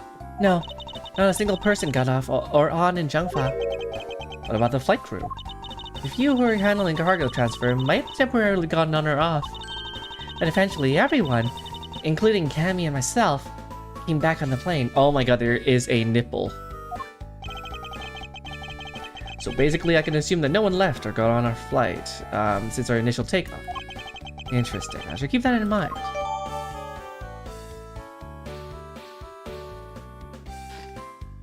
So it landed and then refueled. Yeah, and I answered this call. I didn't tell you Mr. Happy Higgs was there to seat when he took off again at 5 AM. Alright, then that puts the time of the murder between 5 and 6:15 AM. Okay. Now what time did you come down to the lounge, Miss Edgeworth? I remember coming down here almost as soon as we left the Republic of Zhengfa. You were here the whole time from 5, yes? Then you are the only one who could have been the killer. Mr. Edgeworth, were you really here in this lounge the entire time from 5 AM onwards? Unfortunately, yes. But then how do we explain the footprints? Is that not yes?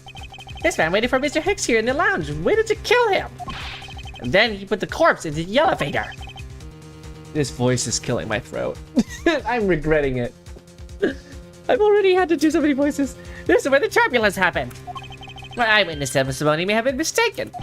But what time I saw Mr. Hicks enter the elevator on the second floor does not matter. Okay. Because the entire incident concluded here in this lounge. Everything happened in this lounge.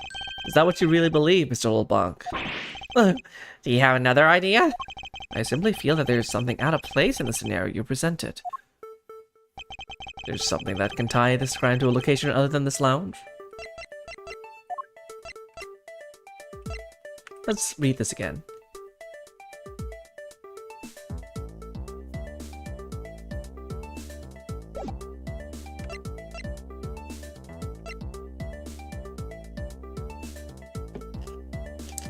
Could it have been that he was murdered and then dragged in here? That's kind of wild though because of the footprints going backwards. It's kind of... But it does explain the drag marks.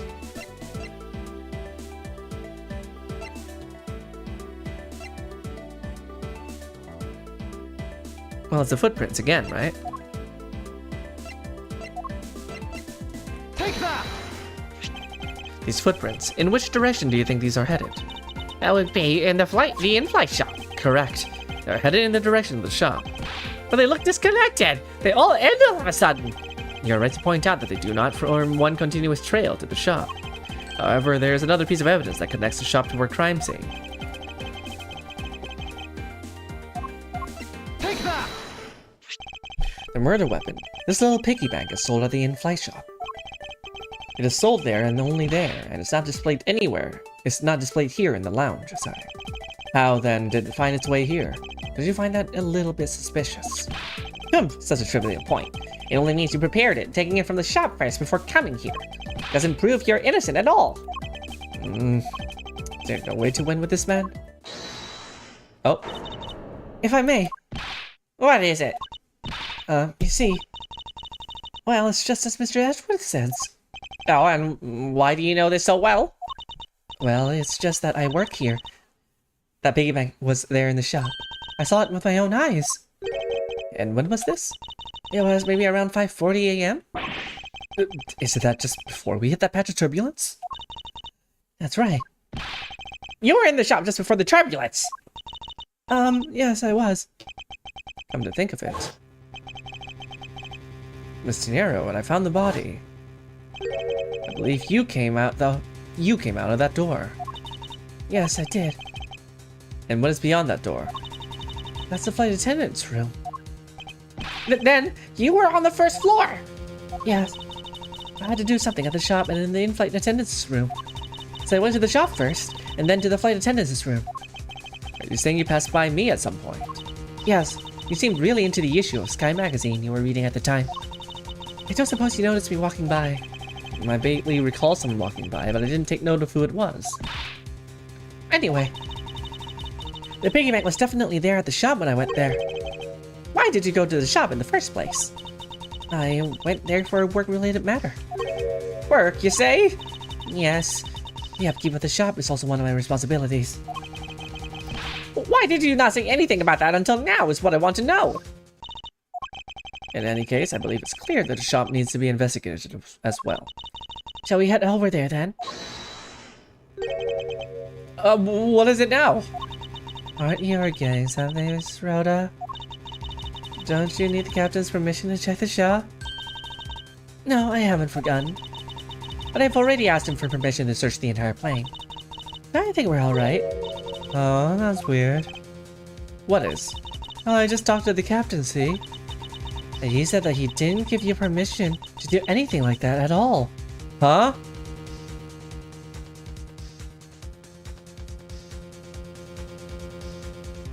What? Tanero, you're being sussy. You're being sussy. What's the meaning of this, Mr. Tanero? She's lying. Go on, admit you are. You said you had permission to search all over, but you don't. And yeah, here you are. You, flight attendant, what are you trying to do? Pull a sheep over us? The captain's calling for you, Miss Rhoda. Oh, but don't worry, I already got permission to search the shop from the captain. See, I like you. I do things the right way. Mr. Nero, why would you do such a thing? Please excuse me. Looks like I had to be in charge now. Please go back to your seat, Mr. LeBlanc. Then, Mr. Edgeworth, you would follow me. I'll be your guide from now on. There's something about Mr. Nero that has piqued my curiosity. But right now, investigating the in-flight shop is my top priority.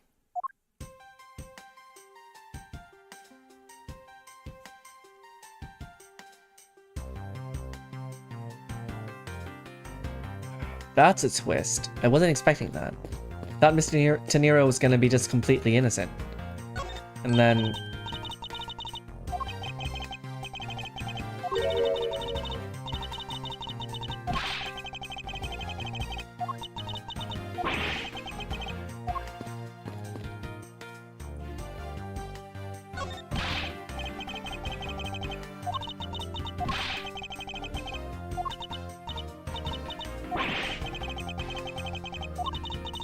Go on ahead without me.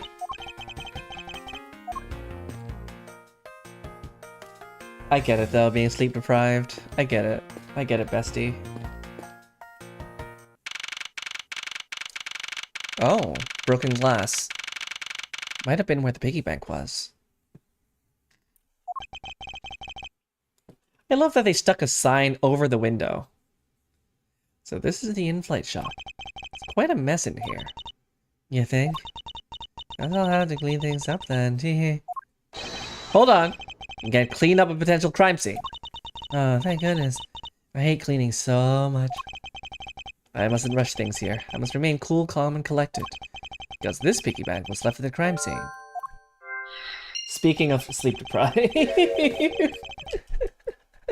I don't know. Is it a am I sleepy question or are you sleepy? No one.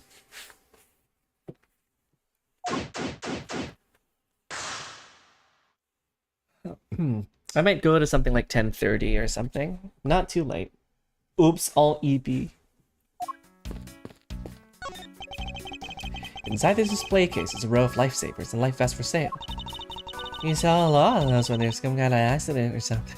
Why would you sell these on a plane? You should have these under your seat. Hang on. Yeah. Yes, no.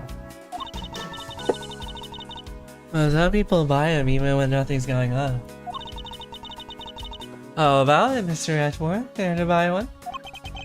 I sense that this shop is one shopper away from being sued.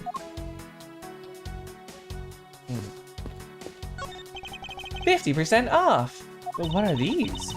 Oh, those are our company's completely original line Zeus cases. They're atrocious, by the way. They're practically flying out the door. That's how popular they are.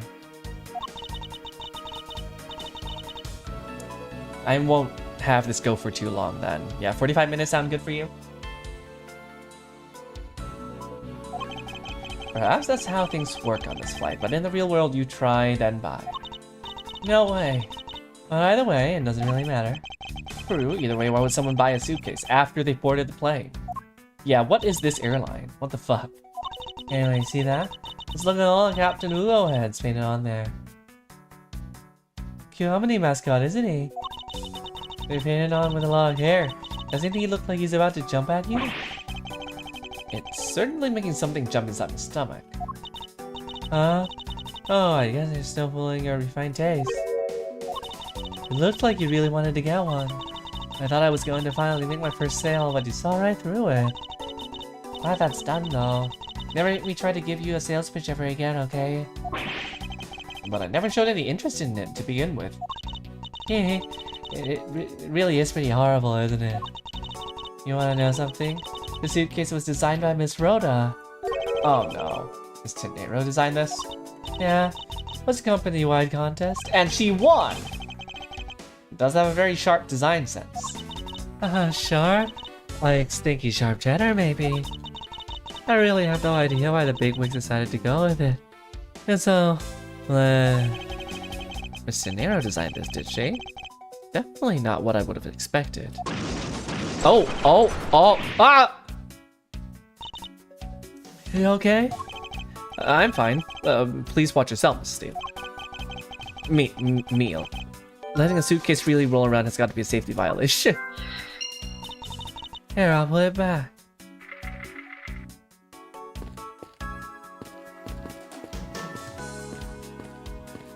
That must be a small hint, though. It was rolling around potentially during the turbulence. Rainbow gradient. I don't know much about this shop, but you can still ask me about whatever. I just wanted to check out the flowers, sorry. One has roll locks. You're right! Good observation. That one could have been rolled around a bit. Is that what broke this?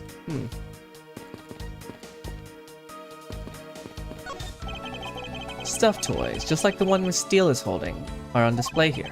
They're relatively cheap, which explains why they're displayed so haphazardly. How about it, Mr. Edgeworth? You know you want one too.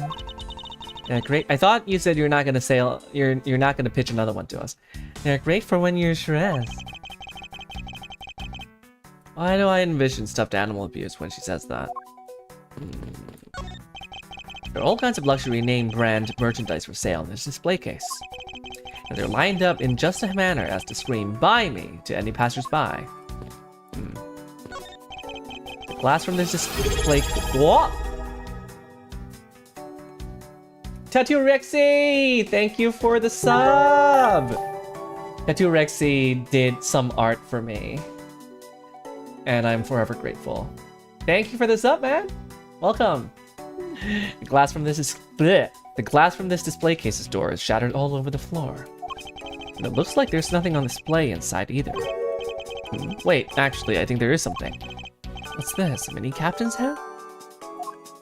A mini captain's hat? Where? I don't even see it on the...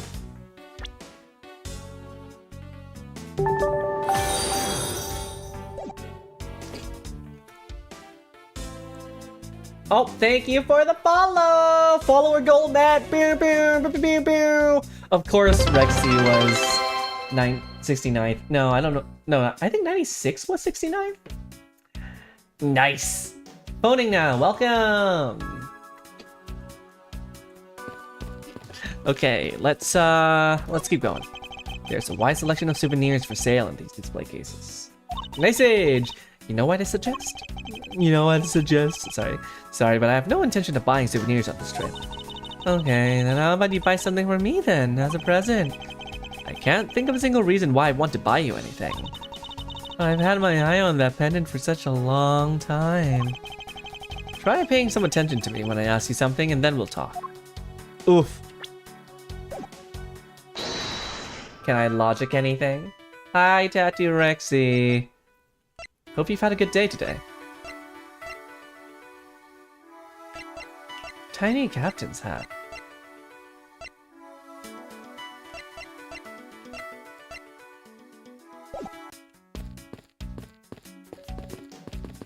I'll see if there's anything more here, and then I'll start piecing things together.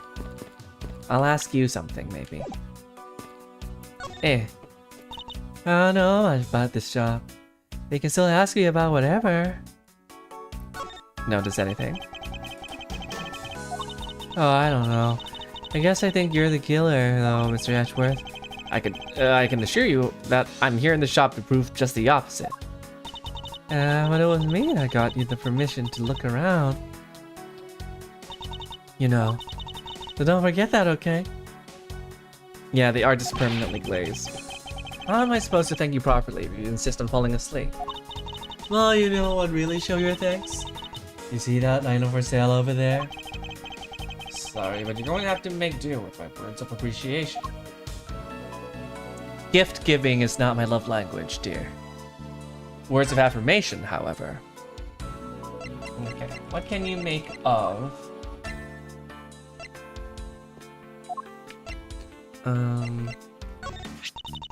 Miss Rose said that this piggy bank was in the shop, right? Don't you find her a tiny bit suspicious? I don't think I can say either way yet. There's not enough evidence to convince me that she was lying about anything back there. Are you sure about that?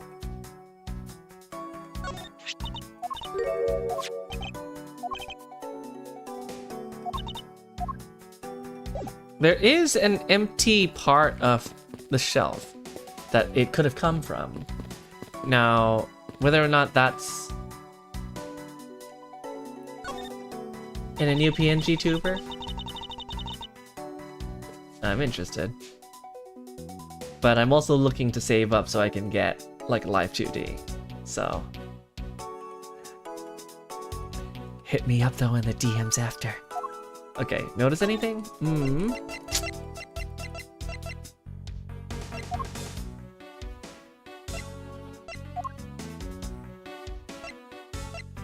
Okay, let's see if we can logic something. Pixels. Chinese Captain Cat. What? Cat. I meant hat. Where have I seen that? Where have I seen that? Hang on.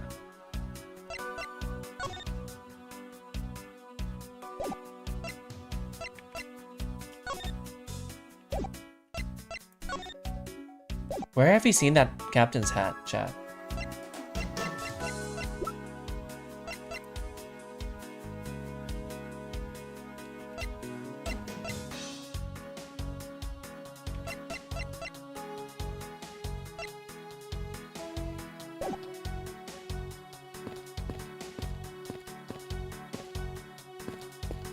Where have we seen that tiny captain's hat? What? There's still more here. Beautiful flowers in beautiful arrangement. Feel cleaned. Cleansed just by looking at them. Like a blue suitcase, I think I have. Well, you're kind of stepping on a few of them, you know, Mr. Edgeworth. Oh, excuse me. I'm surprised those didn't fall over. Oh, it's bolted down. Okay.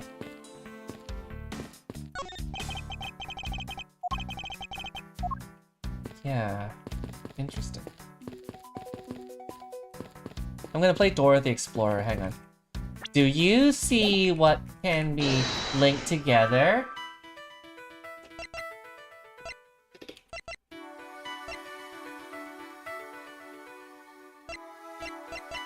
Could it just be this?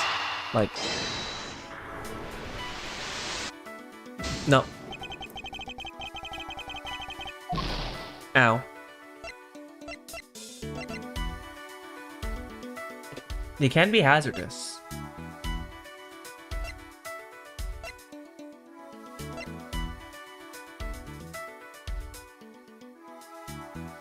Is there something connecting here?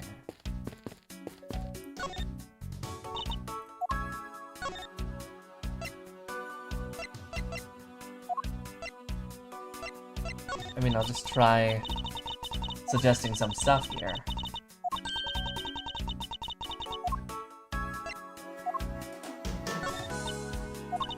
Nope. You haven't seen the phone?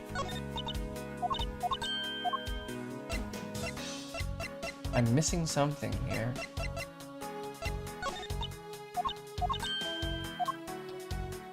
Interesting.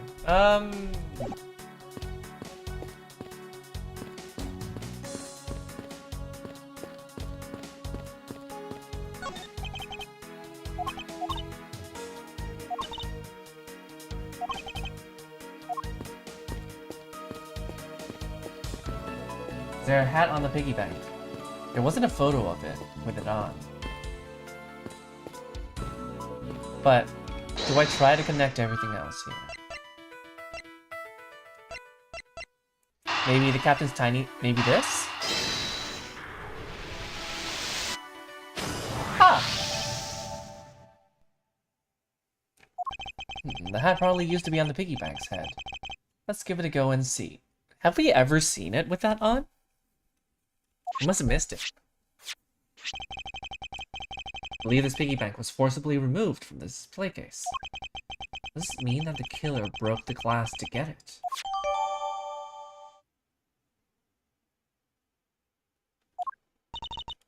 Yeah, really? Don't tell me you don't know what things go where in this shop. Well, I don't.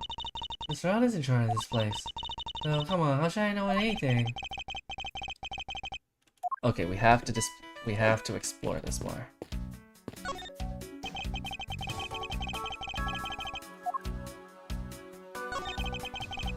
Glass in this door is broken. Perhaps it was the killer who broke it in order to take the piggy bank. It's a bit odd that the inside of the case is so devoid of glass shards. Plus, the glass broke rather cleanly. Ah! What is it? I touched the glass and it cut my finger. It hurts, Mr. Edgeworth, it hurts. Please tell me you can deal with such a minor cut on your own. These are kind of unsettling, yo. I guess so, you're right. They're all the same mascot, right?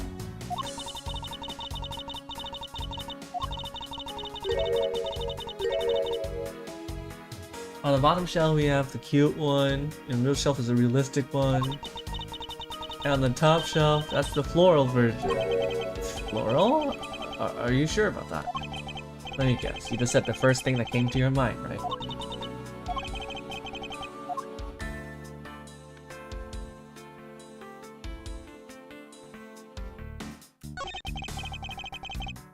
Go-You Airlines related books line the shelf. The history of Go-You Airlines, the future of Go-You Airlines, the 7 wonders of Go-You. Fight on, Go-You Airlines. Working name, You Go Airlines. You Go, You. The titles make it very clear that they won't be making the top sellers list anytime soon. What a shitty airline, man. Like, it's almost as bad as Flare. Okay.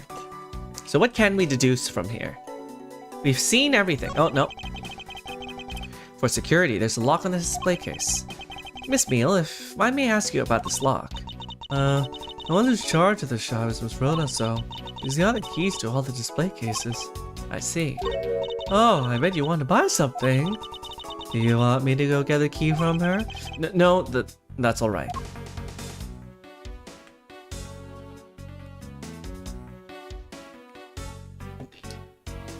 Blair mentioned. Oh god, what a nightmare. Never again.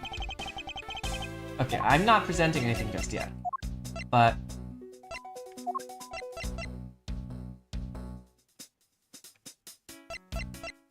there's something that could be deduced here that conflicts against the others.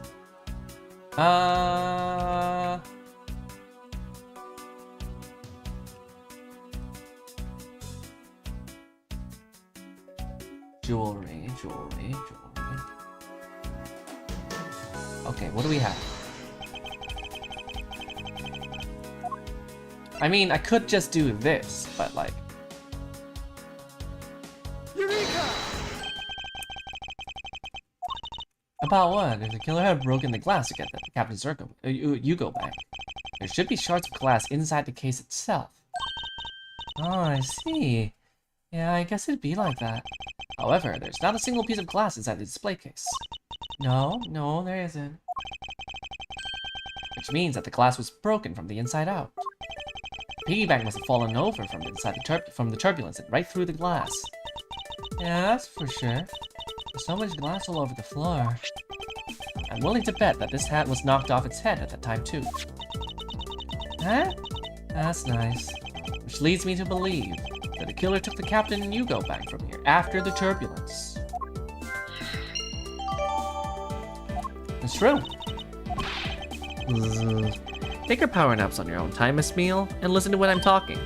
Ah, but the murder occurred before the turbulence, which rules this piggy bank out as the murder weapon. Oh, yeah, we need a flare versus spirit. We'll just have like someone make the video. I'm sure someone's gonna do it, just like Sam Raid or something. I don't know.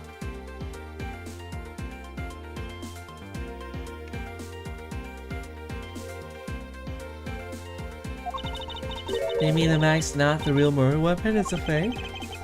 Yes, at this point it's a very real possibility. What if when the killer went to take a type in Yugo, they broke the glass by accident? The display case is locked, so that's highly unlikely. Yeah, but there's one person who could have. Oh, and who would that be? It's Rhoda, of course.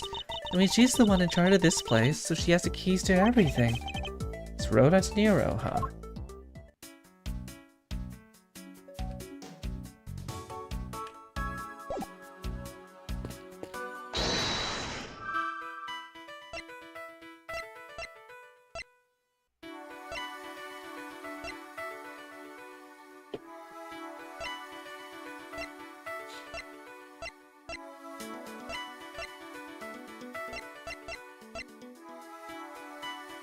Do I connect turbulence with the suitcase and it moving?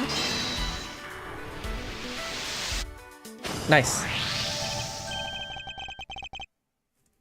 Boston Pizza Edge. Yes, there's definitely something wrong here. What's this yelling? Tell me, Miss Meal, don't you think there's something strange about these suitcases? Oh, well, sure. They wholly use strange, like the color and the such. That's not what I'm talking about. Now pay attention. You're scaring me, Mr. Edgeworth. Sorry. The suitcases are lined up a bit too prim and proper. And they look a bit uptight, don't they? I guess they take after the creator, Again, that's not what I meant, Miss Meal. Don't you find it unusual that these cases are the only things undisturbed by the turbulence? Never mind, I'd sooner find an answer by inspecting these suitcases myself. On closer inspection, they really are quite hideous. Yeah, I wonder how Miss Rhoda would have reacted if she heard what you just said. What's wrong? She makes a good point. It would be wise of me to watch what I say out loud.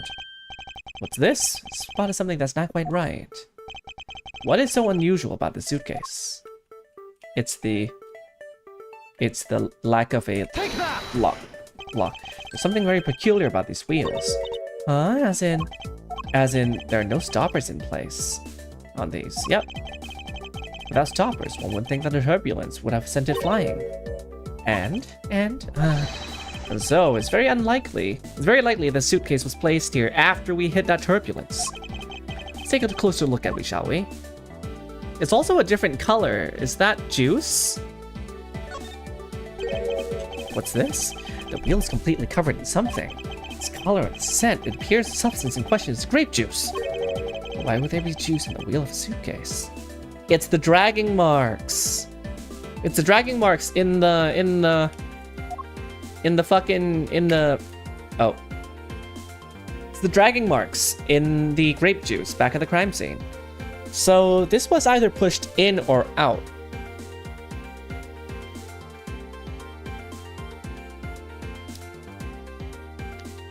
Yeah, no, okay, so this could have been the murder weapon. And then this was dragged out of the lift into the gift shop. Right? It will appear to be unlocked. Let's take a look at what's inside. Oh! Piece of cloth. And it's soaked with blood. It's blood! It appears that the suitcase is very strongly tied to our murder after all. Was it done so hideously so no one would touch it or buy it?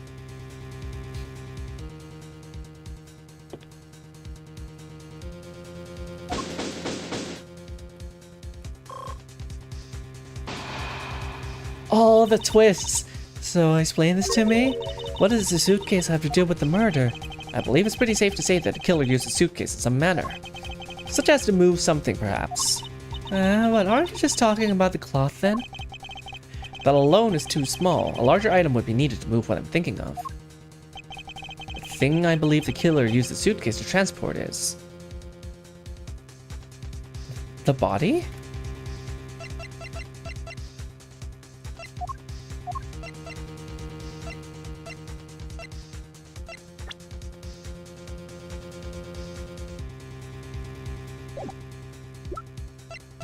I would present the person if I could. Take that! Something that would fit inside a suitcase that is also covered in blood. Sounds like a dead body, doesn't it? So the murder took place here, and then it was potentially wheeled into the lift and dropped off there. With the person walking backwards? Which makes sense because, wait, no. There are markings leaving it. There's no way, so it has to have touched the juice first, and then it rolled out, because you cannot roll it in while with that happening, right? So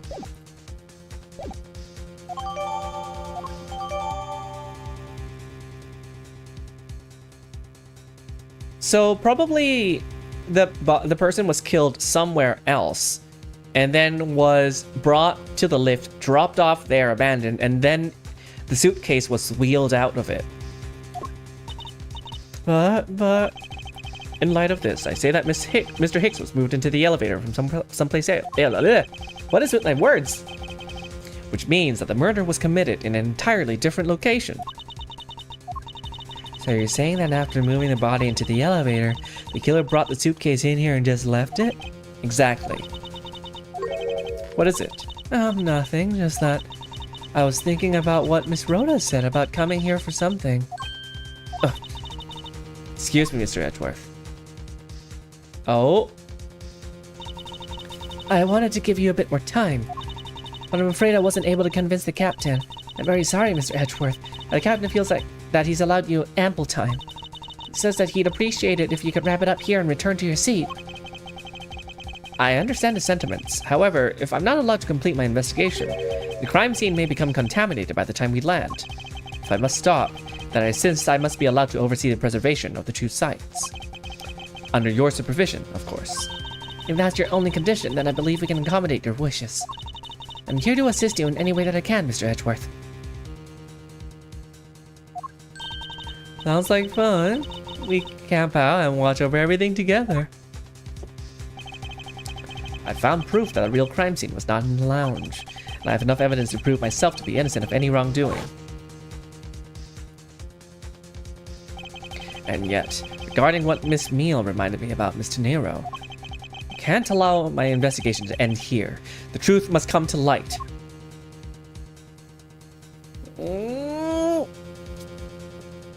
We still got 20 minutes. I'm not ending here. One new save file per each save. Let's go. Oh, it does have 2 floors. The whole thing has 2 floors. That's huge. It's an Airbus. Is it based off the A380s? It's got 4 jets. 2 floors the entire way. It's an A380, right? Boing. I mean Boeing. I know that once we had landed, I was supposed to let the local police take over. And thanks to Mr. Nero and Miss Meal, I was able to reserve the crime scene. But I just can't shake it. I wasn't able to talk with Mr. Nero in private. So I'm left wondering, just what was she up to? Why did she do what she did? There must be a way for me to continue my investigation.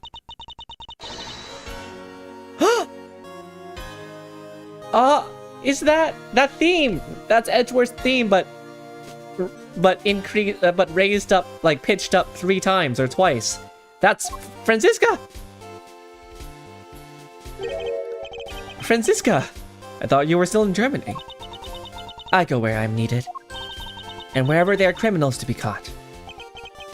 Her name is Franziska von Karma, the daughter of my mentor, Manfred von Karma. She, like myself, is a prosecutor. Best girl is here! Are you heading up this case? It would be a bit of a relief if you are. Don't you try to flatter me, Miles Edgeworth. I'm placing you under arrest. What? It's quite frustrating, actually. I had hoped to exact my revenge on you in a different venue, but I'll have to take what I can get. Never thought I'd see the day when a disciple of the House of Von Karma would become a criminal. Have you no shame? Wait, it's been a big misunderstanding. I didn't kill the victim. A misunderstanding? I heard all about the murder all over the police radio from the captain himself. You waited for the victim on the first floor, and then beat him to death. Franziska, do you honestly believe that I killed a man? I suppose I should reserve judgment until I have investigated this for myself. I can put your arrest on hold until then. That's as it should be. I don't need a lecture on how to perform my duties from you, of all people. To be perfect in every way. The fulfillment of that creed alone is what I strive for, is all I strive for. Well, I have my own creed, which I must fulfill, so why don't we solve this together? I have to get going. The crime scene awaits. Don't you dare leave town. Oh, trust me, I have no intention to. Detective Gumshoe! Yes, sir! Too slow. Ow! Listen up. I'm leaving you in charge of watching this man. Don't mess up, understand? Mr. Edgeworth? I'm supposed to guard him? A simple yes or no, detective. Yes, sir. Understood, sir. Love Gumshoe calling Franziska sir. And also, the whole family is here. I'm so happy. What better place to whip than at the airport? You just leave it to me. Miles Edgeworth. If you interfere with my investigation, I'll arrest you on the spot. Are we clear? Now then, if you'll excuse me. Good to see you again, Mr. Edgeworth, sir. Boy, am I glad to see you're okay. Thank you, detective. I believe in you, sir. You can lean on me. I'll get you through this. I have to admit, I'm a bit curious as to what Franziska is up to. Maybe I should ask the good detective. Hey, Dakuro! Very well. In that case, I have a few questions for you. Oh, it's an old Gumshoe theme! So, how's the initial investigation going? We just shipped the body off to the coroner's office. We're taking statements now, sir. That sounds like Franziska. She was always good at quick responses to a case. I'd say she was a little too quick, sir. Oh, how so? Well, I rushed on over as soon as I got word of the affair, sir. But somehow, when I got here, Miss Von Karma was already here barking out orders at everyone. It was kind of creepy, as though she knew there had been a murder or something, and I'd come in advance to await your flight's arrival. That is sort of odd. She did show up rather quickly, and out of the blue. Plus, I still don't know why she's here in America. There must be some backstory to all of this.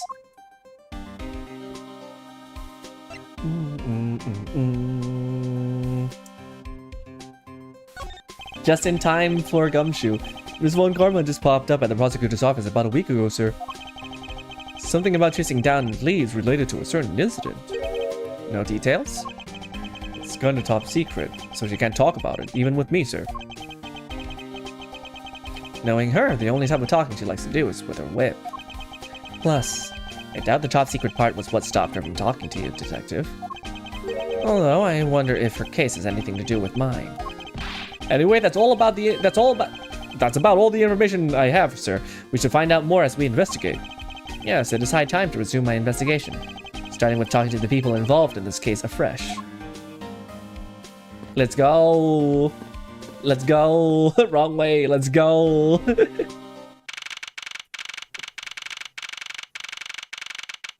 The pilot's here now. So you must be the captain. Ah, why yes I am, and who might you be? I am the prodigy prosecutor, Franziska Von Karma, and I have a few questions for you. Don't you dare, Captain. Getting friendly with another woman? I'll never forgive you if you do. What are you talking about? I only have eyes for you, my dear Cammy. I wouldn't bet money on a dear Captain to be much of a reputable person. Sure you don't want to ask Captain some questions, sir? Yeah, he was in the cockpit the entire time. I highly doubt he would know anything of use. Anyway, I'd like to leave that type of witness to Franziska and her whip. Very valid. Ah! What happened? What happened? Huh?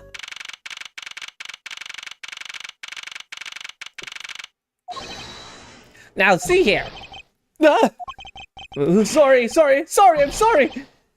How long do you intend to hold me? It's impossible for me to be the criminal, I told you! Mr. LeBlanc. Oh, it's you. Tell this man to stop stopping me from going. Time is money! I don't even have 1 second of wasteful time to spend. Sir, you can't go in there. I'm Miles Edgeworth. I'm one of the prosecutors on this case, so please let me through. I'm very sorry, sir. No one is allowed to enter without Miss Von Karma's express permission. But I'm on the case. Yes, I understand that, but I also have explicit instructions not to let you through from Miss Von Karma. Why would you do this to me, Franziska?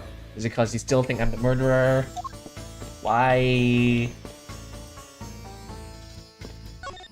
Did you finish taking his statement yet? Yeah, well done, sir. I do not concern if you're not done examining the cargo hold. I want my cargo back. You make a single scratch on my art, you will pay. Art? What sort of art? Mr. LeBlanc is an art dealer, so he's got a bunch of artwork down in the cargo hold, sir. It's practically a mountain of them, large and small. From full costumes to stone statues, I sell all kinds of arts. Full costumes? Speaking of which, Mr. LeBlanc's hat kinda looks like that other piece of cloth. It's true. It's true. It does look like the other piece of cloth that was bloodied and stuff.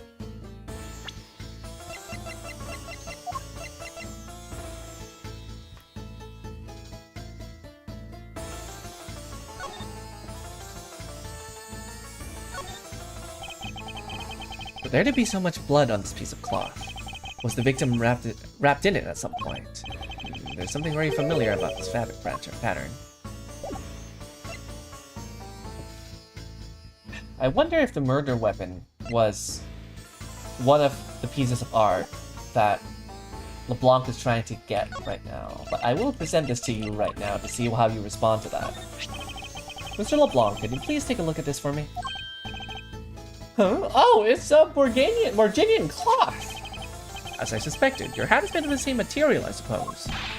Yes, of course. This fabric is so famous, orders come from all over the seas for more. Then this is the cargo you were talking about earlier? No, my cargo this time is much many gigantic. You, detective, when can I have my cargo moved? And you can get your cargo back when we're done investigating, pal. Stubbornness of you police, it is no good.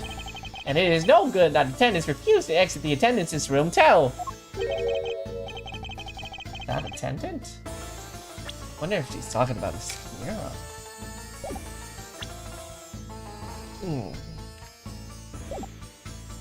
Everyone is sus. You're sus. Teniro is sus. Everyone is sus.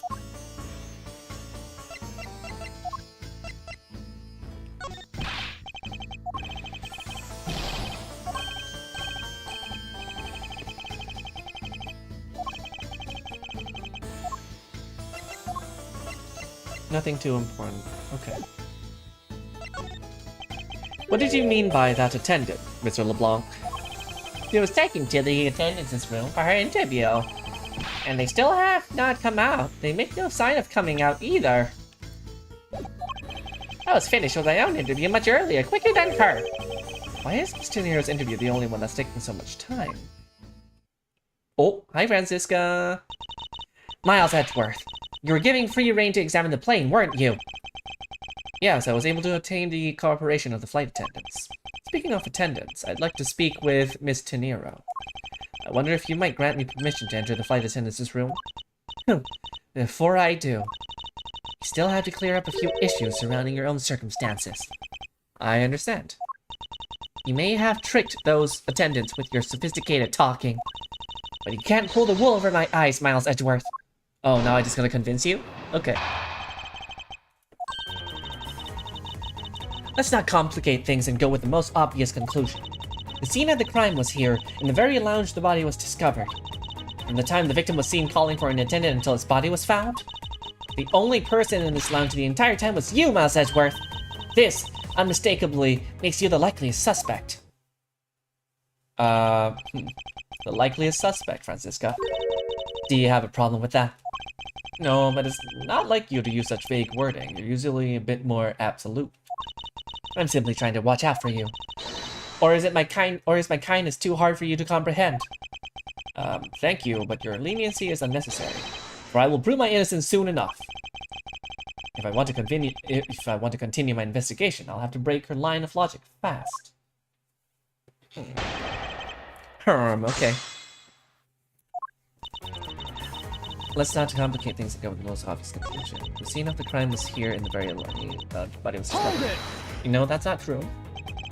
So tell me, Franziska, do you know all there is to know about the crime scene? I know all I need to know in order to arrest you, and nothing more.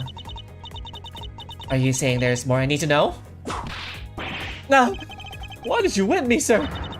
Sorry, Scruffy. My hand must have slipped. It would appear that Franziska doesn't have all the facts in the case yet.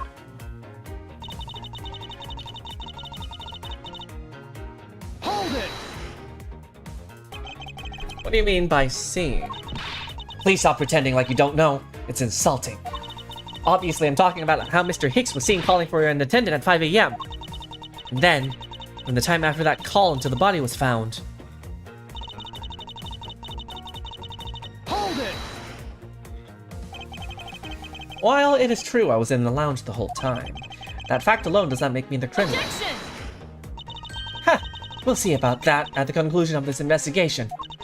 However, there's one thing that even you must admit at this time.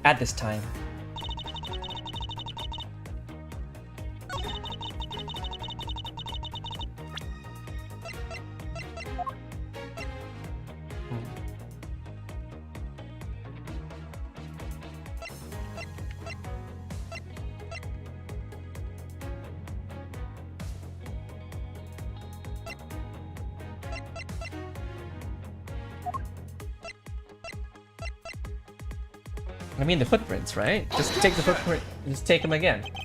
Alien dance. No, it seems how your logic is not as perfect as you think it is. And what is that supposed to mean? This piece of evidence should show you exactly what I mean. Oh yes, clearly shows what you're thinking. Are you attempting to buy yourself time? No. What? Oh, come on.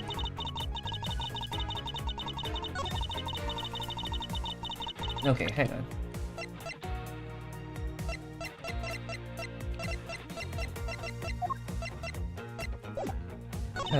This unmistakably makes you the most likely suspect. Or maybe something else. Under the circumstances, I suppose I can agree that I am the most likely suspect. Well, I believe in you, sir. I don't think you did it. Miss Von Karma's gotta believe that too, right? I mean, you two are like siblings. Ow! Quiet, Scruffy. Even if we were related by blood, that's no guarantee that he's not a criminal.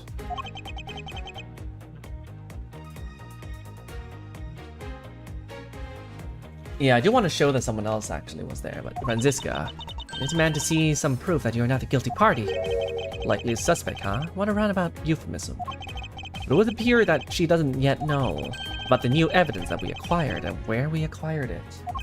Yeah, it might be the suitcase. I just need to find the right piece of evidence to really point at it, because... Oh, wait, hang on.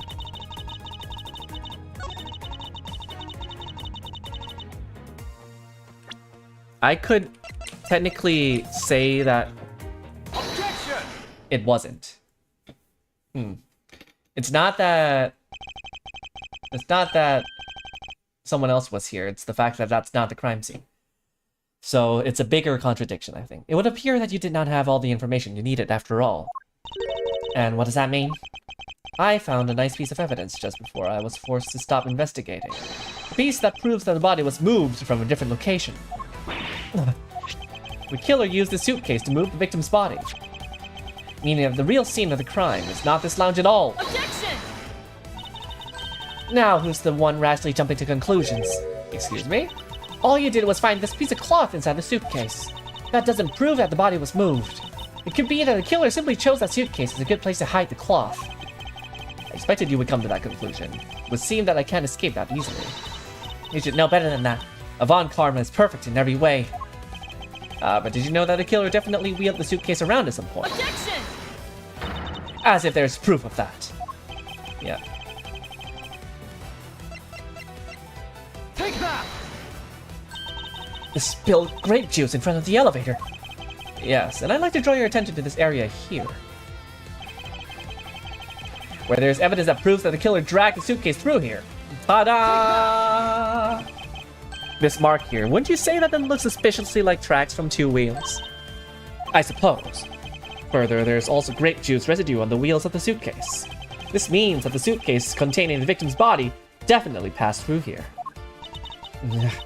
I suppose this makes it that the killer did move the victim's body from somewhere else. I'm glad you come to your senses. Objection! Not so fast. This doesn't put you in the clear. Not by a long shot. You prepared yourself and acquired the piggy bank before the plane hit that turbulence. And then you waited for the victim in the lounge where you beat him to death. Then, when you were in the elevator with the victim's body stuffed into the suitcase, the plane hit that patch of turbulence and outflew the body from within the suitcase. With no way out, you hastily put the suitcase back from where you'd taken it from and pretended to be the discoverer of the body. Wow, that is, that's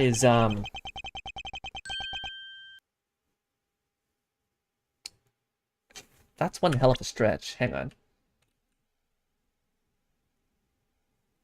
So the first one is already refuted by, no one smashed it into the piggy bank.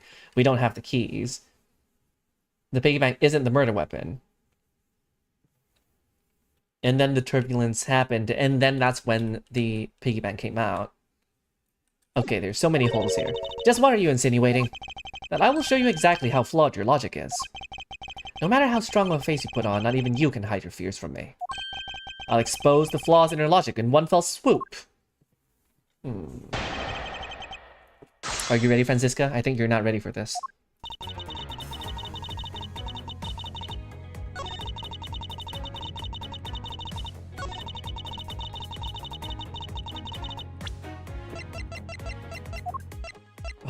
Is there an evidence that proves that it isn't? No. After the turbulence. Objection! First fucking statement. The fact that you took this piece of evidence into account in your testimony is to be commended. Your legal prowess is certainly something to be feared.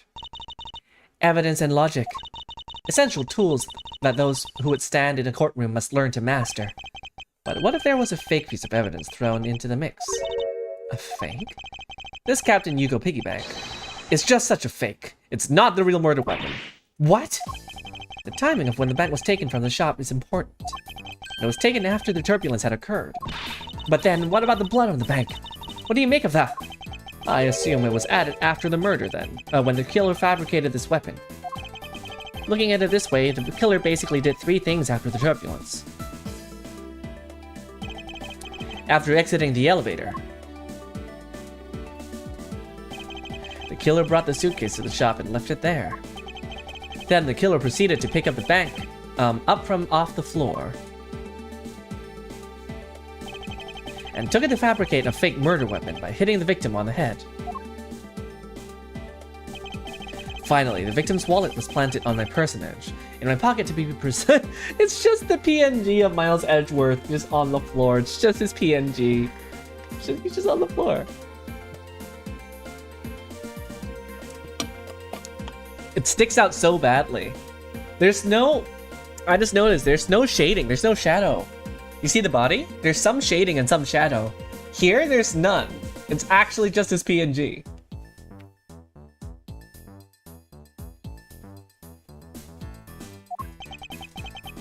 Okay. Everything was done so I would be framed for the murder of Mr. Ackby Hicks. You there! Yes, madam? Other than this piggy bank, was there anything else resembling a murder weapon found? We didn't find anything in this lounger in the shop that could be used as one, ma'am. I know what happened then. It's definitely LeBlanc, right? So, okay, so what happened was the murder weapon was a piece of art that LeBlanc had with him. It's probably... It could be a mini version of the statue or something. I don't know. It could be something from this trip, right? And he killed the victim with the murder weapon, but had the cloth on it still. so that the murder weapon wouldn't have blood on it. And so he just disposed of the cloth afterwards. And then what he did was, the reason why they couldn't find the murder weapon was because they were looking at it. They were looking for the murder weapon in the lounge or in the shop. No, it's in the cargo. And there is the lift that goes from first floor, second floor, and cargo floors. That's where the elevator goes. And then, when did they have the time to hide or swap out the murder weapon, etc.? During the transfer from 4 to 5. Wait, so what? So you got the weapon? So you got the weapon from the cargo and refuel that transfer point. Okay, well, I thought I was going somewhere, but surely it has something to do with the cargo. He was still alive at 5.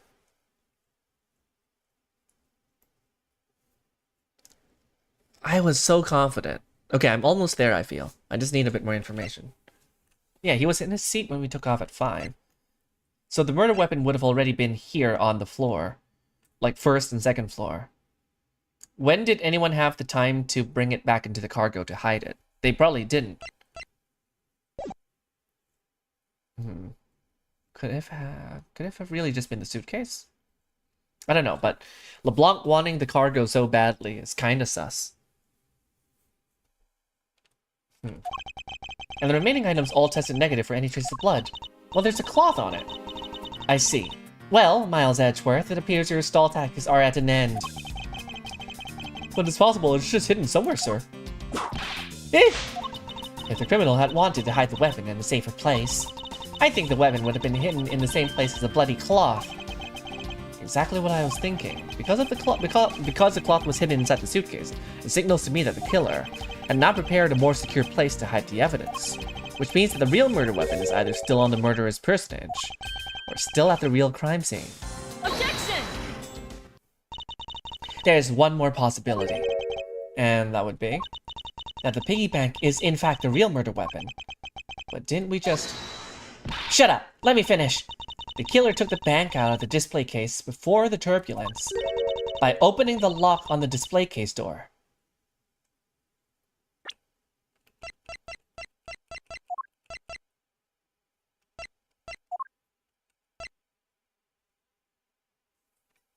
Okay, with that logic. It was opened before the turbulence. So let's say Miss Tenero here opened it beforehand, put the cloth on, clocked him, smashed the glass on the case, on the container. I mean, she could also have just gotten it out and then smashed the glass from the outside to make it look impossible. No, it was smashed from the inside. Wait, hang on.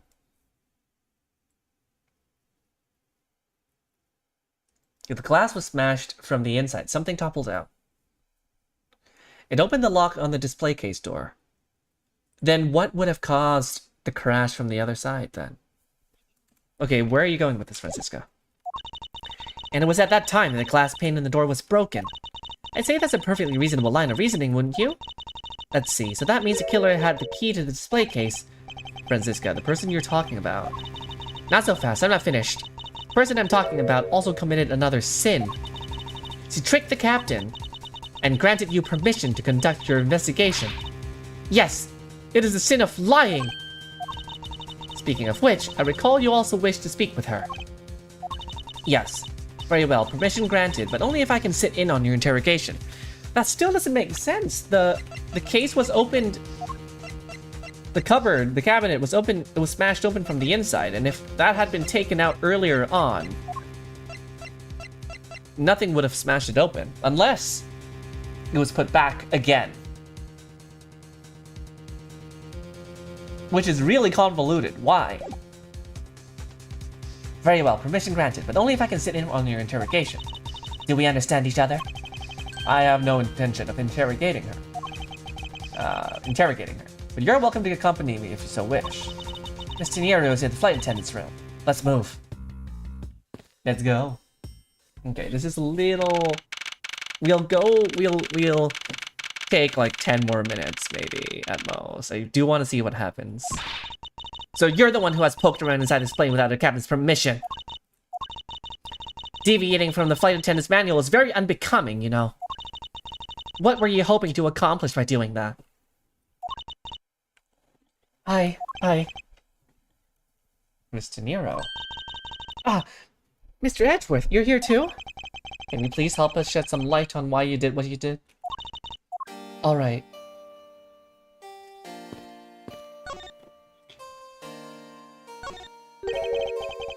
Why did you lie about receiving the captain's permission like that? Because I didn't think I would be able to get his permission.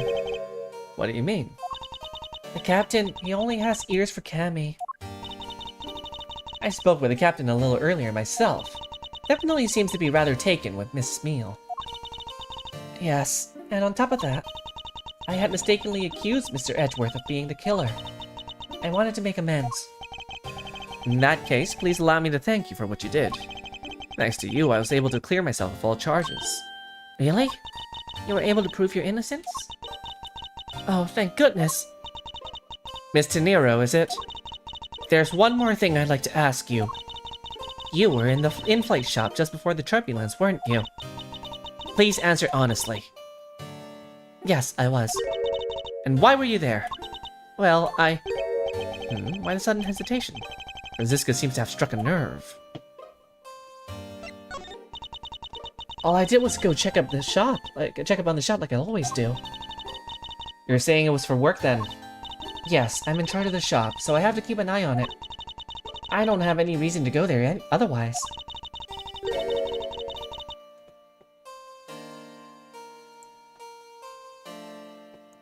After your visit to the shop... After your visit to the shop, you paid a visit to this room, correct? Yes, I came back to freshen up and adjust my makeup. I'm sorry, but there isn't much else to tell. Mr. Nero claims to have no reason other than duty to go to the shop. Is that all there is to it? Maybe I should ask her about that thing.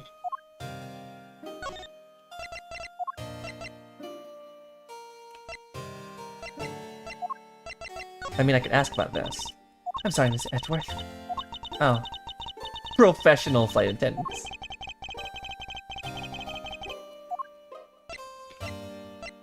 I mean, the suitcase? If you could please take a look at this for me, Mr. Nero. Oh, that suitcase! Yes, about the suitcase. You are the one who designed it, correct? And I think I figured out something else about it. The suitcase is the reason you went to the shop, isn't it? There's nothing you won't find out eventually, is there? Won't you please tell me more about the suitcase? Yes, well, I was interested in seeing how the suitcase I had designed were selling. I know that as a service professional, I'm not supposed to care. But I really wanted to know. But I was glad to see that it was the last one there. The last one there? Then it was the one that was, like, bolted down then. This was not there. So you're saying, Mr. Nero, that the suitcases in question was the last one? Yes. They're just so popular, they're practically flying off the shelves. That's not exactly the impression I got. The one I left in the shop is most definitely the last one. Well, we're currently looking at that suitcase. Really? Then I guess we sold all of them.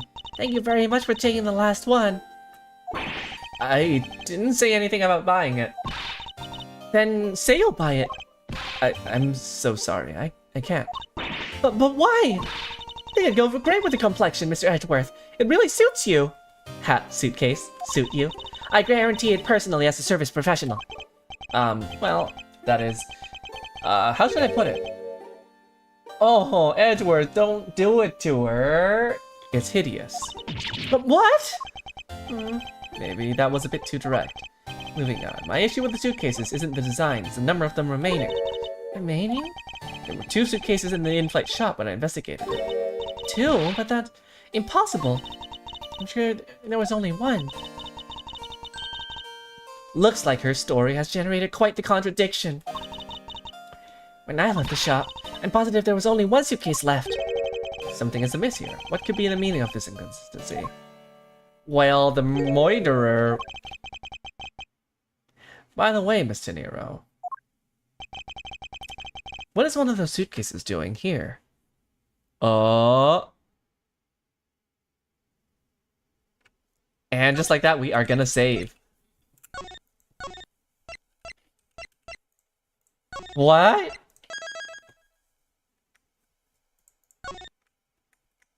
They investigated one of them.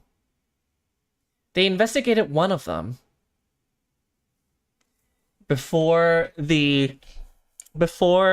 Miles was brought on, was taken out of the plane, right? It was then wheeled here. One of them was wheeled here. And...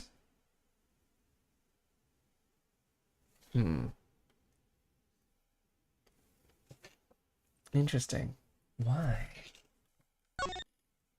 Well, you know what they do, save it twice, just to be sure.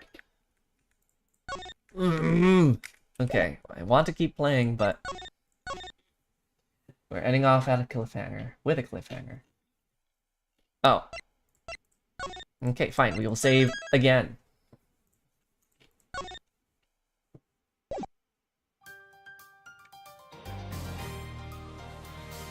It's nice, it's a picture of the current case.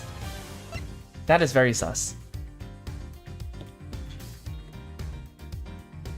What? What's it doing there?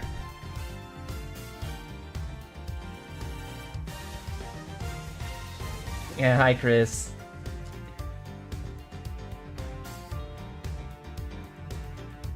I am very confused, but very intrigued.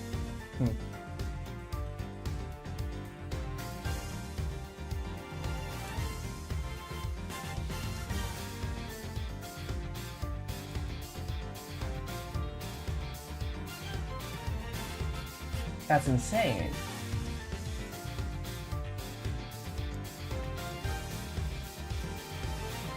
Well, we're gonna have to figure things out next time. Why was it doing there? Who moved it there?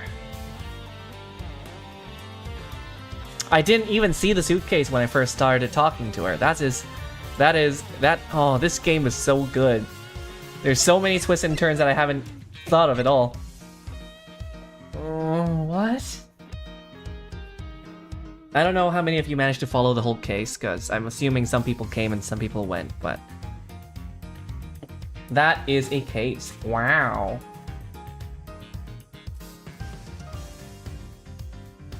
Oh, I saw a clip on my Twitch status thing. Was that you, Yugi?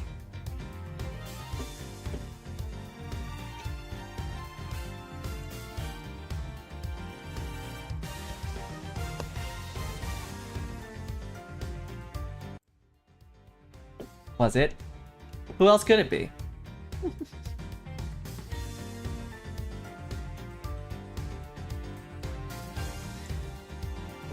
Wow, this game has exceeded my expectations, even for an Ace Attorney game at the moment. It's so well done.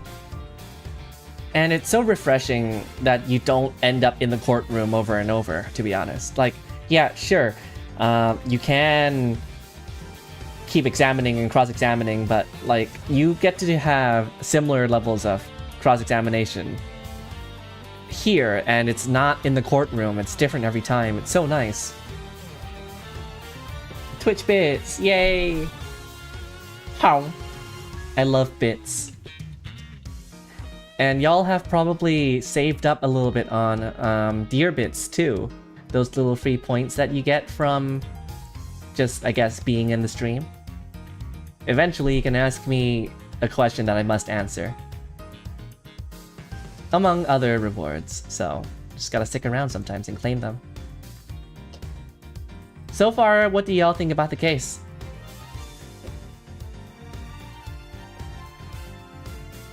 Anyone got any theory so far? Do you have any idea who the murderer might be? Is it LeBlanc? But if it's LeBlanc, how?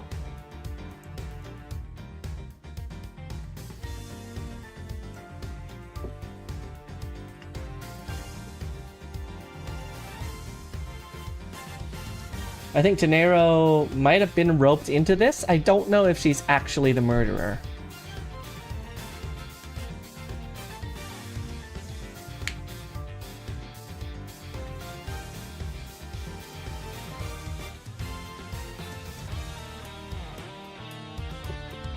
kind of insane for a second case. Usually case 2s are a bit of a filler. 2 or 3 usually. That's wild. Yeah.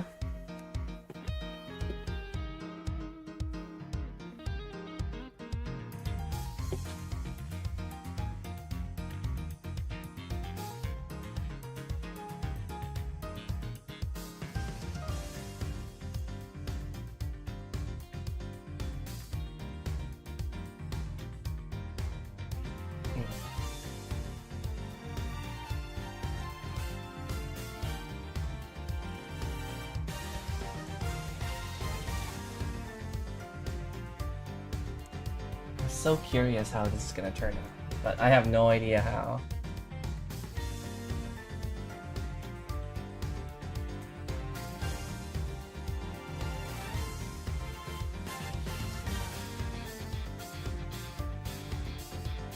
Currently on the McDonald Geoguessr map.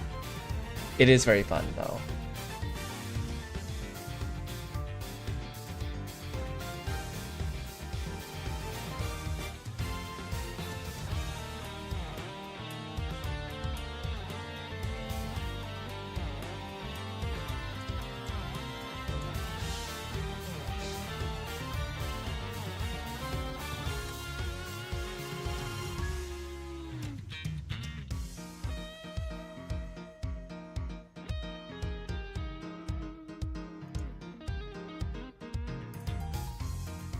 How are you faring on the McDonald's map?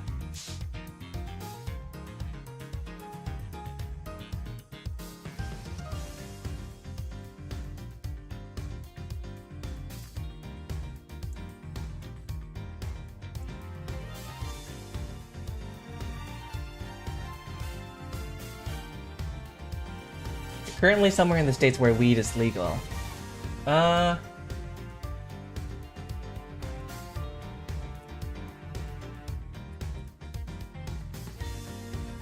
Do you have the tall trees from the north? Do you have the palm trees on the sides?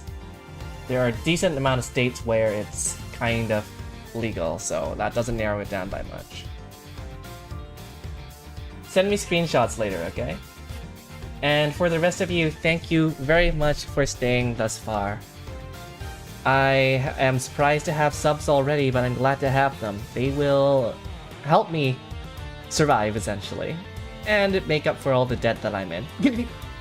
So any bits, any subs will go back to me, and well, you'll have fun future content too. I really appreciate it. And hoping that number keeps going up as well. Because there are some goals to work towards, I think. But this has made me very happy. Hope the ads haven't been too annoying. I know they come once half an hour. You know, like twice an hour or so. And it's not really skippable. If you have ad blocker, you do bypass it. I just don't get revenue. But I get it.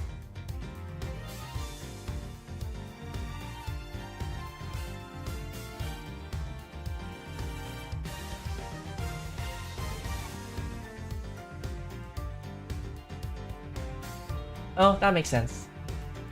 Oh, thank you. I also have it off for Twitch, because I know people need to make money. I usually have it on for certain websites. And not for people.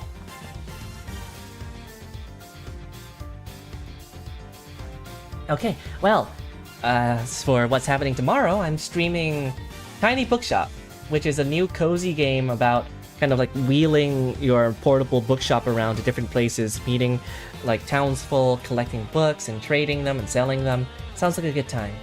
I was gifted it by a friend of mine. Very grateful. And I'm eager to see how it goes. Tomorrow will probably be a very chill stream in that regard. We've got different vibes for each day of the week, right? You have Friday's Geoguessr, which is more chaotic content farm. We have Tuesday, which kills my throat every time.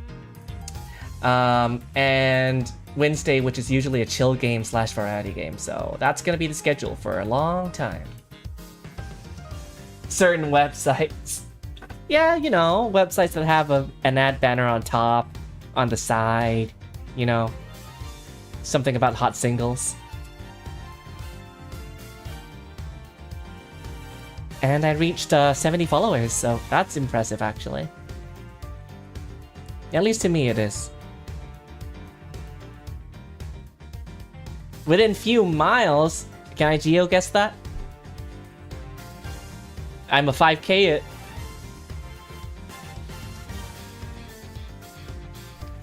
Okay, I'll see some of you tomorrow, I'll see some of you on Friday, and maybe I'll see some of you later. Right now I'm just gonna find a place to raid again. Alright. I love certain websites. So do I, friend. Geo-guessing hot singles in my area? Oh no, I'm in danger. Alright, have a good evening, everybody.